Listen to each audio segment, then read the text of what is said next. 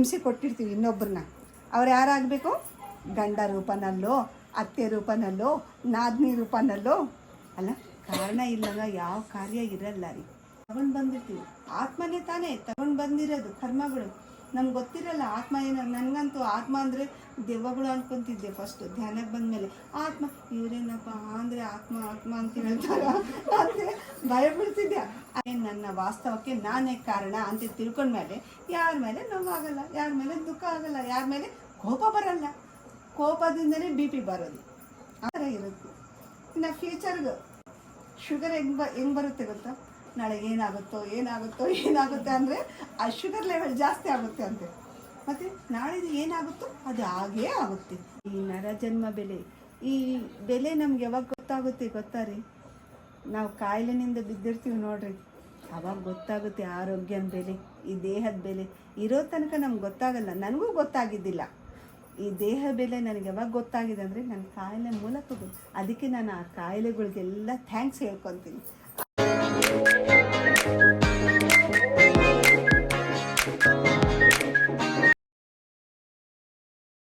ಬಾಲಾಂಜನೇಯ ಧ್ಯಾನ ಕೇಂದ್ರ, pyramid Shri Balanjaneya pyramid ಧ್ಯಾನ ಕೇಂದ್ರ.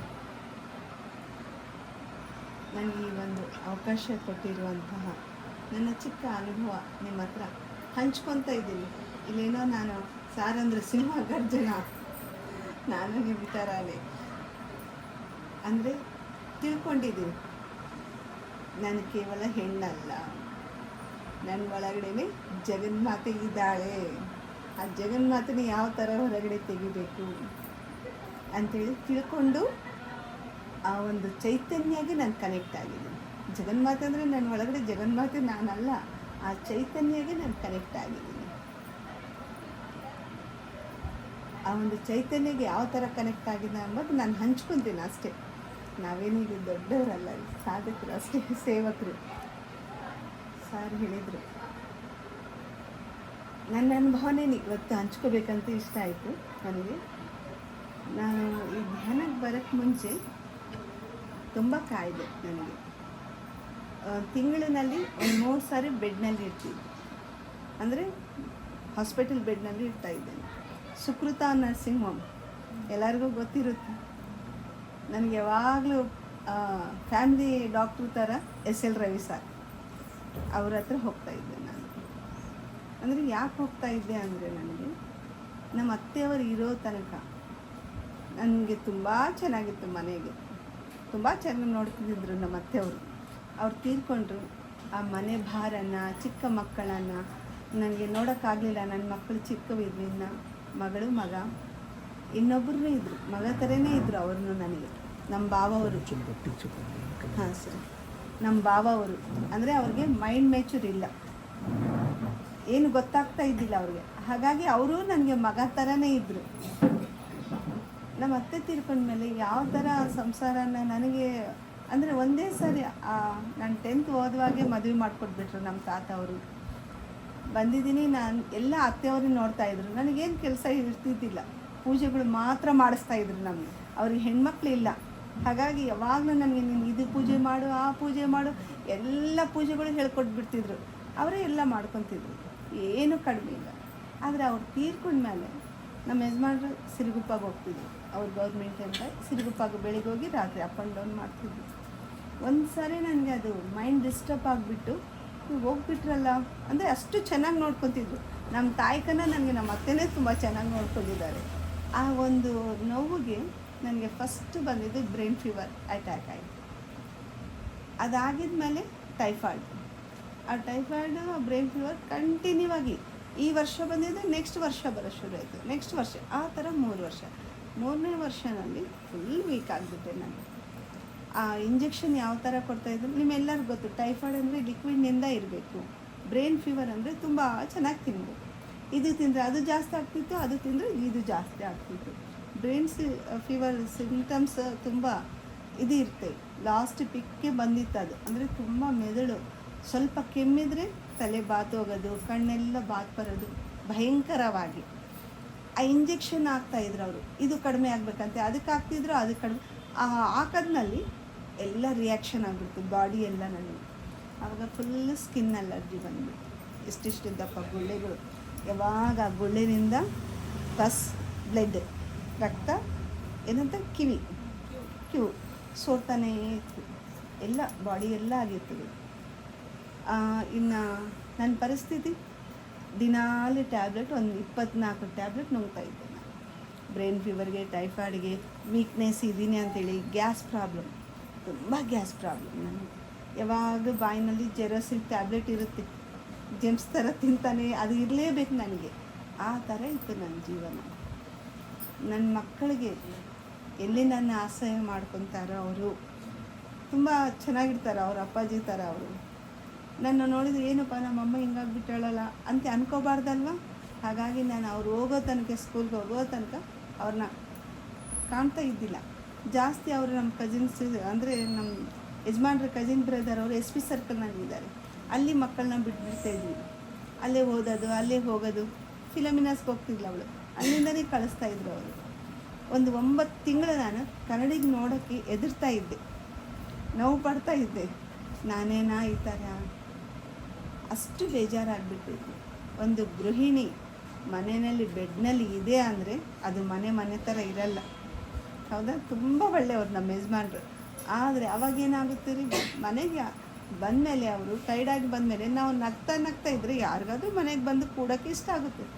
ಯಾವಾಗಲೂ ಬೆಡ್ ಮೇಲೇ ಇರೋವಳನ್ನ ನೋಡಿ ಅವ್ರ ಪಾಪ ಏನಂತಾರೆ, ತಿಂದಿಯಾ, ಟ್ಯಾಬ್ಲೆಟ್ ಹಾಕ್ಕೊಂಡಿದ್ಯಾ, ಈ ಥರನೇ ಹೇಳ್ತಿದ್ರು. ಅವಾಗ ಅವ್ರಿಗೆ ಫ್ರೆಂಡ್ಸ್ ಸರ್ಕಲ್ ಜಾಸ್ತಿ ಆದರು. ಮನೆಗೆ ಹೋಗಿ ಏನು ಮಾಡ್ತೀವಿ, ಮನೆಗೆ ಹೋಗಿ ಇರ್ತಾರೆ ಅಲ್ಲ ಫ್ರೆಂಡ್ಸು ಸ್ವಲ್ಪ ಜನ. ಅಂದರೆ ಅವ್ರದ್ದಲ್ಲ, ನಮ್ಮ ಕರ್ಮಗಳು ಆ ಟೈಮ್ನಲ್ಲಿ ಆ ಥರ ಇರುತ್ತೆ. ಒಳ್ಳೆ ಡ್ರಿಂಕ್ ಅಭ್ಯಾಸ ಮಾಡಿಸಿದ್ರು, ಅದು ಆ ಥರ ಮಕ್ಕಳಿಗೆ ಕರ್ಕೊಂಡು ಬರ್ತಿದ್ರು ಅಷ್ಟೇ. ಅವರು ಹೆಂಗಿರುತ್ತೆ ರೀ ಹೆಣ್ಮಗಳಿಗೆ. ಇನ್ನು ಅಷ್ಟು ಬಯಲಾಗಿ ಬಂದುಬಿಟ್ಟಿತ್ತು ನನಗೆ, ಇದೇನು ಜೀವನಪ್ಪ ನನಗೆ ಬೇಡ. ಮಕ್ಕಳನ್ನ ಇಷ್ಟು ಪ್ರೀತಿನಿಂದ ಕರ್ಕೋಬೇಕಂದ್ರೆ ಕೂಡ ನನ್ನ ಆಸೆ ಮಾಡ್ಕೋಬೇಕು ಬಾರ್ದು ಅಂಥೇಳಿ ನಾನು ಅವ್ರನ್ನ ನೋಡ್ತಾನೇ ಇದ್ದಿಲ್ಲ. ಅಂಥದ್ದು ಯಾರೇನು ಇವಾಗ ಬಂದು ಫಂಕ್ಷನ್ ಕರೀತಾರೆ, ಆ ಥರ ನಮ್ಮ ರಿಲೇಷನ್ಸ್ ಅವರು ಬರ್ತಾಯಿದ್ರು. ಬಂದು ನನ್ನ ಮಕ್ಕದ ಮೇಲೇ ಹೇಳ್ತಿದ್ರು, ನೀನು ಬರಬೇಡ, ಅಣ್ಣಗೆ ಮಕ್ಕಳನ್ನ ಕಳಿಸು ಅಂಥೇಳಿ. ಅಂದರೆ ಅಷ್ಟು ನೋವು ಪಟ್ಟಿದ್ದೆ ನಾನು. ಅದರಲ್ಲಿನೂ ನನಗೆ ಶಿರ್ಡಿ ಸಾಯಿಬಾಬಾ ಅಂದರೆ ತುಂಬ ಇಷ್ಟ. ಯಾವ ಥರ ಪೂಜೆ ಮಾಡ್ತಾ ಇದೆಯಾ ಅಂದರೆ, ನಾನು ಡೇಟ್ ಬರುತ್ತೆ ಅವರು, ನಾವು ಡೇಟ್ ಬಂದರೆ ಪೂಜೆ ಮಾಡಿದ್ರಿಗೂ ಹೋಗಲ್ಲ.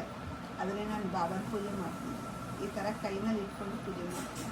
ನನ್ನ ಕರ್ಕೊಂಡೋಗ್ಬಿಡು ಪಾರಾಯಣ ಮಾಡ್ತಿದ್ದೆ ನಾನು. ಸಪ್ತಾಹ ಅಂತ ಬರುತ್ತೆ, ಕೈ ಆಗ್ತಾ ಇದ್ದಿಲ್ಲ.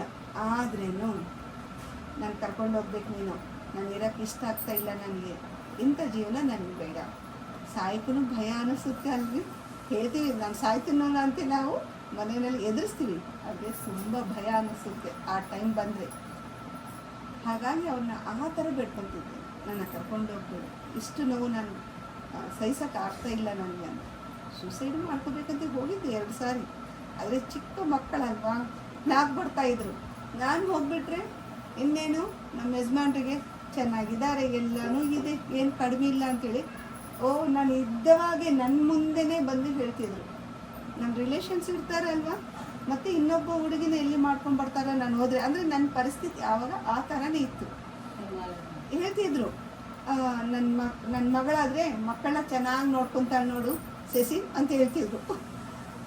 ಹೆಂಗಿರುತ್ತೆ ರೀ, ಮುಂದೆ ಹೇಳ್ತಾ ಇದ್ರೆ ಹೋಗಿದ್ದು ನಾನು ಹೇಳ್ತಿದ್ದೆ, ನಾನು ಮದುವೆ ಮಾಡ್ಕೊತೀರಾ, ಸುಮ್ಮನೆ ಬಿದ್ದಿರು ಅಂದರೆ ಹೋಯ್ತಿದ್ರು ಇವರು. ಆ ಥರ ಇತ್ತು. ಏನು ಮಾಡಿದ್ರೂ ಎಷ್ಟೋ ನಮ್ಮ ತಾಯಿಯವರು ಎಷ್ಟೋ ಪೂಜೆಗಳು ಮಾಡಿಸಿದ್ರು. ನನ್ನ ಸರಿ ಹೋಗಿಲ್ಲ, ನನ್ನ ಮನಸ್ಥಿತಿ ಸರಿ ಹೋಗಿಲ್ಲ, ನನ್ನ ಆರೋಗ್ಯ ಚೆನ್ನಾಗಾಗಿಲ್ಲ.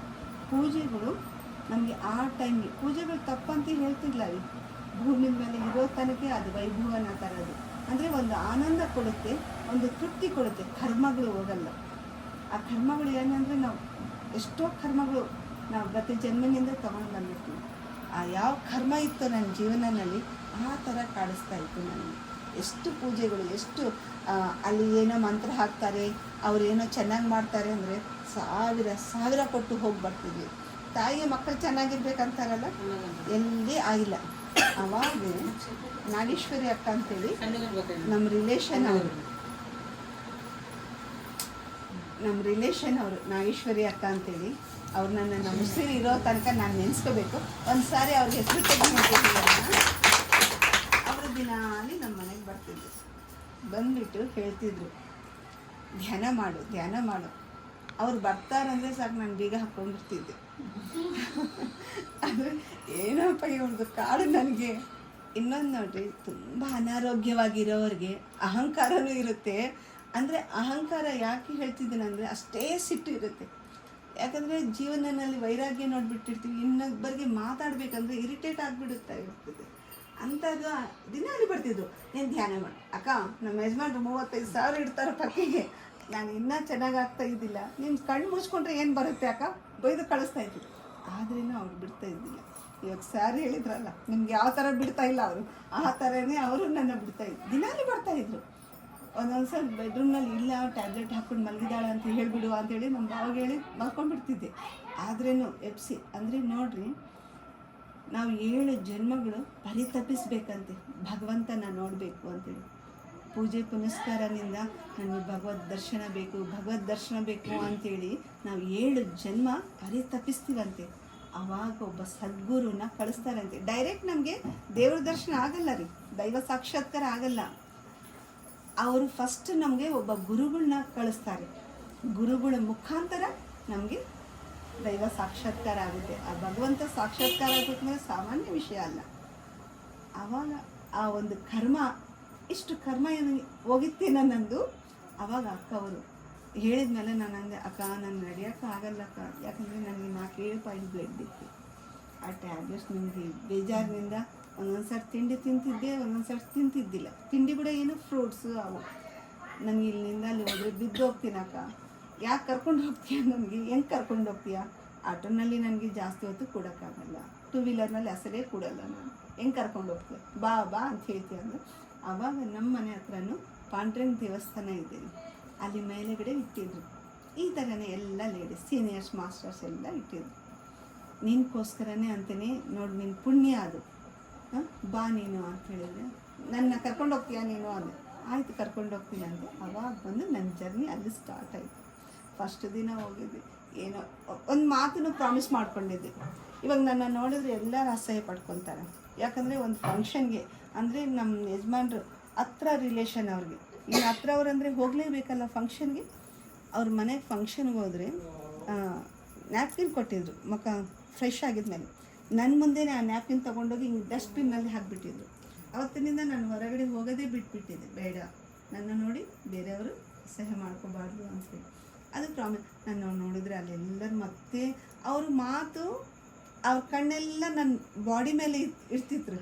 ಹೆಂಗಾಗುತ್ತೆ ರೀ, ಚೆನ್ನಾಗಿದ್ರೇ ಹೆಣ್ಮಕ್ಳಿಗೆ ಅಷ್ಟಷ್ಟು ಇರುತ್ತೆ. ಮತ್ತು ಅವ್ರ ಕಣ್ಣೆಲ್ಲ ನನ್ನ ನೋಡ್ತಾ ಇದ್ರೆ ನನಗೆ ತುಂಬ ನೋವಾಗ್ತಾಯಿತ್ತು. ಅವರಂದ್ರೆ ನಮ್ಮ ಧ್ಯಾನದವ್ರು ಆ ಥರ ಇರಲ್ಲ, ತುಂಬ ಪ್ರೀತಿ ಮಾಡ್ತಾರೆ, ನಿಮಗೆ ಒಳ್ಳೆ ಗೈಡ್ ಮಾಡ್ತಾರೆ, ಬಾ ಅಂತೇಳಿ ಕರ್ಕೊಂಡು. ಫಸ್ಟ್ ಡೇ ಹೋದೆ, ಕುಂತಿದ್ದೆ, ಏನಪ್ಪ ಇವರೆಲ್ಲ ಕಣ್ಣು ಮುಚ್ಕೊಂಡು ಮುಚ್ಚಿರ್ತಾರೆ, ಡಾಕ್ಟರ್ಸೇ ನಾವು ಅಷ್ಟು ಲಕ್ಷಣಗಟ್ಟಲೆ ಓದಿರ್ತಾರೆ, ಕಣ್ಣು ಮುಚ್ಕೊಂಡ್ರೆ ಏನು ಬರುತ್ತೆ, ಧ್ಯಾನ ಆಗಿಲ್ಲ ರೀ, ಸುಮ್ಮನೆ ಏನು ಹೊತ್ತ ಕುಂತಿದ್ರು. ಆದ್ರೂ ಅವ್ರು ಎದ್ದಿದ್ಮೇಲೆ ಎಲ್ಲರ ಪ್ರೀತಿಯಿಂದ ಮಾತಾಡಿದರು. ಎಷ್ಟೋ ದಿನ ಆಯಿತು ನನಗೆ ಆ ಪ್ರೀತಿ, ಅಂದರೆ ಆ ಪ್ರೀತಿನಿಂದ 4 ಮಾತುಗಳು ಯಾರು ಮಾತಾಡ್ತಾ ಇದ್ದಿಲ್ಲ ನನ್ನ ಹತ್ರ. ಅದಕ್ಕೆ ನನಗೆ ಇಷ್ಟ ಆಯಿತು. ಮಾಡಿಸೋ ದಿನ ಬಂದು ಸೆಕೆಂಡ್ ಡೇನೂ ನನಗೆ ಅಷ್ಟು ಅನಿಸಿಲ್ಲ. ಒಂದು 5 ನಿಮಿಷ ಕೂಡೋದು, ಕಣ್ಣು ಮುಚ್ಚೋದು, ಮತ್ತು 5 ನಿಮಿಷ ಕಣ್ಣು ತೆಗೆಯೋದು. ಥರ್ಡ್ ಡೇ ಹೋಗಿದ್ಮೇಲೆ ಗ್ರೂಪ್ ಎನರ್ಜಿಗೆ ಸಾರ್ ಅಂದ್ರಲ್ಲ, ಒಂದೇ ಮನೆ ಅಲ್ಲ ಅಂತೇಳಿ ಗ್ರೂಪ್ ಮೆಡಿಟೇಷನ್ನಲ್ಲಿ ತುಂಬ ಶಕ್ತಿ ಇರುತ್ತೆ. ಇವಿಗೆ ಆಲೋಚನೆ ಜಾಸ್ತಿ ಇರ್ತವೆ, ಇವ್ರಿಗೆ ಆಲೋಚನೆನೇ ಇರಲ್ಲ. ಅವರು ಫುಲ್ ಥಾಟ್ಲೆಸ್ ಸ್ಟೇಜ್ ಹೋಗ್ತಾರೆ. ಕುಂತಿದ್ದ ತಕ್ಷಣ ಒಬ್ಬೊಬ್ರದ್ದು ಒಂದೊಂದು ಗತ ಜನ್ಮ ಸಂಸ್ಕಾರ, ಕುಂತಿದ್ದ ತಕ್ಷಣ ಅವರು ಥಾಟ್ಲೆಸ್ ಸ್ಟೇಜ್. ಆ ಒಂದು ಎನರ್ಜಿ ರೊಟೆಕ್ಟ್ ಆಗುತ್ತೆ ಗ್ರೂಪ್ ಮೆಡಿಟೇಷನ್ನಲ್ಲಿ. ನಮಗೆ ಎಷ್ಟು ಆಲೋಚನೆ ಇದ್ರೇನು ನಾವು ಟಕ್ ಅಂತೇಳಿ ನಮಗೂ ಧ್ಯಾನ ಚೆನ್ನಾಗಾಗುತ್ತೆ. ಯಾವಾಗಾದರೆ ಆಲೋಚನಾ ರಹಿತ ಸ್ಥಿತಿಗೆ ಹೋಗ್ತೀವೋ ಕಾಸ್ಮಿಕ್ ಎನರ್ಜಿ ನಮ್ಮ ಒಳಗಡೆ ಹೋಗುತ್ತೆ, ಅಷ್ಟುವರೆಗೆ ಹೋಗಲ್ಲ ಅದು. ನನಗೆ ಆ ದಿನ ಆಟೋಮೆಟಿಕ್ ಕಣ್ಣು ಮುಚ್ಕೊಂಡಾಗಿತ್ತು. ಇವಾಗ ಸರ್ ಕ್ಲಾಪ್ಸ್ ಮಾಡಿಸಿದ್ರಲ್ಲ ಎಲ್ಲರ ಜೊತೆ, ಆ ಥರ ಮಾಡ್ತಾಯಿದ್ರೆ ಆವಾಗ ಎಚ್ಚರಿಕೆ ಆಗಿದೆ. ಇಷ್ಟೊತ್ತು ನಾನು ನಿದ್ದೆ ಮಾಡಿದ್ದೀನ, ಏನು ಮಾಡಿದ್ದೀನಿ ನನಗೆ ಡೌಟ್ ಬಂತು. ಯಾಕಂದರೆ ನನಗೆ ಅವೇರ್ನೆಸ್ ಇಲ್ಲ, ಕುಂತಿದ್ದವಳು ಹಿಂಗೆ ಕುಂತಿದ್ದೀನಿ. ಆದರೆ ನನ್ನ ಒಳಗಡೆ ನಾನು ಚೆಕ್ ಮಾಡಿಕೊಂಡೆ, ಏನಾಗಿದೆ ನನಗೆ, ಇಷ್ಟೊತ್ತು ಈ ಥರ ಕುಂತಿದ್ದೀನಿ, ಈ ಥರ ಕೂಡೋಕ್ಕೆ ಆಗಲ್ಲ ನನಗೆ, 5 ನಿಮಿಷ ಕುಂತ್ರೆ ಮಲ್ಕೋಬೇಕು ನಾನು. ಆ ಥರ ಇರೋಳು ಹೆಂಗೆ ಕುಂತಿದ್ದೀನಲ್ಲ ನಾನು, ಈ ಥರನೂ ಸಪೋರ್ಟ್ ಮಾಡ್ಕೊತಿದ್ದಿಲ್ಲ. ಯಾಕಂದರೆ ಬೆಣ್ಣಾಗೆಲ್ಲ ಚುಚ್ಚುತ್ತಾವೆ ನನಗೆ ಅಂಥೇಳಿ ಹಿಂಗೆ ಕುಂತಿದ್ದೆ. ಆವಾಗ ನಾನು ಚೆಕ್ ಮಾಡಿಕೊಂಡ್ರೆ ನನ್ನ ಜೀವನದಲ್ಲಿ ಅಂಥ ಆನಂದ ಯಾವತ್ತೂ ನನಗೆ ಪಡೆದಿದ್ದಿಲ್ಲ. ಅಂಥ ಒಂದು ಆನಂದ ಅನ್ನಿಸ್ತಾ ಇದೆ ಒಳಗಿಂದ, ಒಂಥರ ಆನಂದ, ತುಂಬ ಆನಂದ ಅನ್ನಿಸ್ತಾ ಇದೆ ನನಗೆ. ಏನೋ ಗೊತ್ತಾಗ್ತಾ ಇಲ್ಲ, ಯಾವ ಥರ ಹೇಳಬೇಕೋ ಗೊತ್ತಾಗ್ತಾ ಇಲ್ಲ. ಅಕ್ಕ ಹೇಳ್ತಿದ್ದಾರೆ, ಚೆನ್ನಾಗಿ ಕುಂತಿದ್ದೆ ನೀನು ಅಂಥೇಳಿ, ನಿನ್ನ ಫೇಸ್ನಲ್ಲಿ ಸ್ವಲ್ಪ ನಗು ಬರ್ತಾ ಇದೆ ಅಂತ. ಆ ಮಾತು ಕೇಳಿ ನನಗೆ ಏನೋ ಒಂದು 5 ವರ್ಷ ಆಗಿತ್ತು. ಹೌದಕ್ಕ ಅಂದೆ. ಹೌದು ಅಂದರು. ಆ ಎಲ್ಲರ ಮಾತುಗೋಸ್ಕರ ಡೈಲಿ ಹೋಗ್ತಾಯಿದ್ದೆ. 5 ಗಂಟೆಯಿಂದ 6 ಗಂಟೆ ತನಕ ಧ್ಯಾನ ಮಾಡಿಸ್ತಾಯಿದ್ರು ಅವರು. ಮಾಡಿಸ್ತಾಯಿದ್ರು, ನೋವು ಆಗ್ತಾಯಿತ್ತು. ನಾವು ಕ್ಷೀರಸಾಗರ ಮದನ ಮಾಡುವಾಗ ಆಲಹಾಲನೇ ಫಸ್ಟ್ ಬರುತ್ತೆ. ಅದೇ ಹೇಳಿದ್ರು ಅವರು, ಫಸ್ಟ್ ನಿನ್ನ ಕರ್ಮಗಳು ಹೊರಗಡೆ ಬರ್ತಾವ, ನೋವಾಗುತ್ತೆ. ನೋವುಗಳು ಬಂದಿದ್ದಾವೆ ಅಂದರೆ ನೀವು ಕರೆಕ್ಟ್ ಧ್ಯಾನ ಮಾಡ್ತಾ ಇದ್ದೀರಾ ಅಂತ ಅರ್ಥ ಅಂದರು ಅವರು. ಹೌದಾ, ಆದರೆ ನಾನು ಕರೆಕ್ಟ್ ಧ್ಯಾನ ಮಾಡ್ತಾಯಿದ್ದೀನಿ ಅಂಥೇಳಿ ಕೂಡ್ತಾಯಿದ್ದೆ. ಒಬ್ಬೊಬ್ಬರು ನಂತರನೇ ಬಂದು ಹೇಳ್ತಾ ಇದ್ರು. ನಾನು ಏನಪ್ಪ ಧ್ಯಾನ ಓಕೆ, ಇವೆಲ್ಲ ನಡೀತಾವ ಜೀವನದಲ್ಲಿ, ಇಷ್ಟು ಅದ್ಭುತಗಳು ನಡೀತಾವೆ, ಇವರೆಲ್ಲ ಧ್ಯಾನಕ್ಕೆ ಬರ್ಬೇಕಂತೇಳಿ ಈ ಥರ ಮಾತುಗಳು ಮಾತಾಡ್ತಾರೆ ಅಂತ ಅನ್ಕೊತಿದ್ದೆ ನಾನು. ಅಂದರೆ ಅವಾಗ ಅವ್ರು ಅಂದರು, ಇಲ್ಲ ಸಾಧನೆ. ನಾನು ಅನ್ಕೊತಿದ್ದೆ ಇವರಿಗೆಲ್ಲ ಗಂಡ ಸಪೋರ್ಟ್ ಇದೆ, ಅತ್ತೆ ಈ ಫಸ್ಟ್ ಆಫ್ ಆಲ್ ಅವ್ರು ಚೆನ್ನಾಗಿದ್ದಾರೆ, ಏನಿಲ್ಲ, ಅದಕ್ಕೆ ಎಷ್ಟಾದರೂ ಹೇಳ್ತಾರೆ, ನನ್ನಂಥವಳಿಗೆ ಗೊತ್ತಾಗುತ್ತೆ, ಈ ಥರ ಆಲೋಚನೆಗಳು ಮಾಡ್ತಾಯಿದ್ದೆ ನಾನು. ಆವಾಗ ಸೀನಿಯರ್ಸ್ ಅಂಬೋದು ಪುಷ್ಪ ಮೇಡಮು, ಲಕ್ಷ್ಮಿ ಮೇಡಮ್ ಇಂಥವ್ರಿದ್ದರು.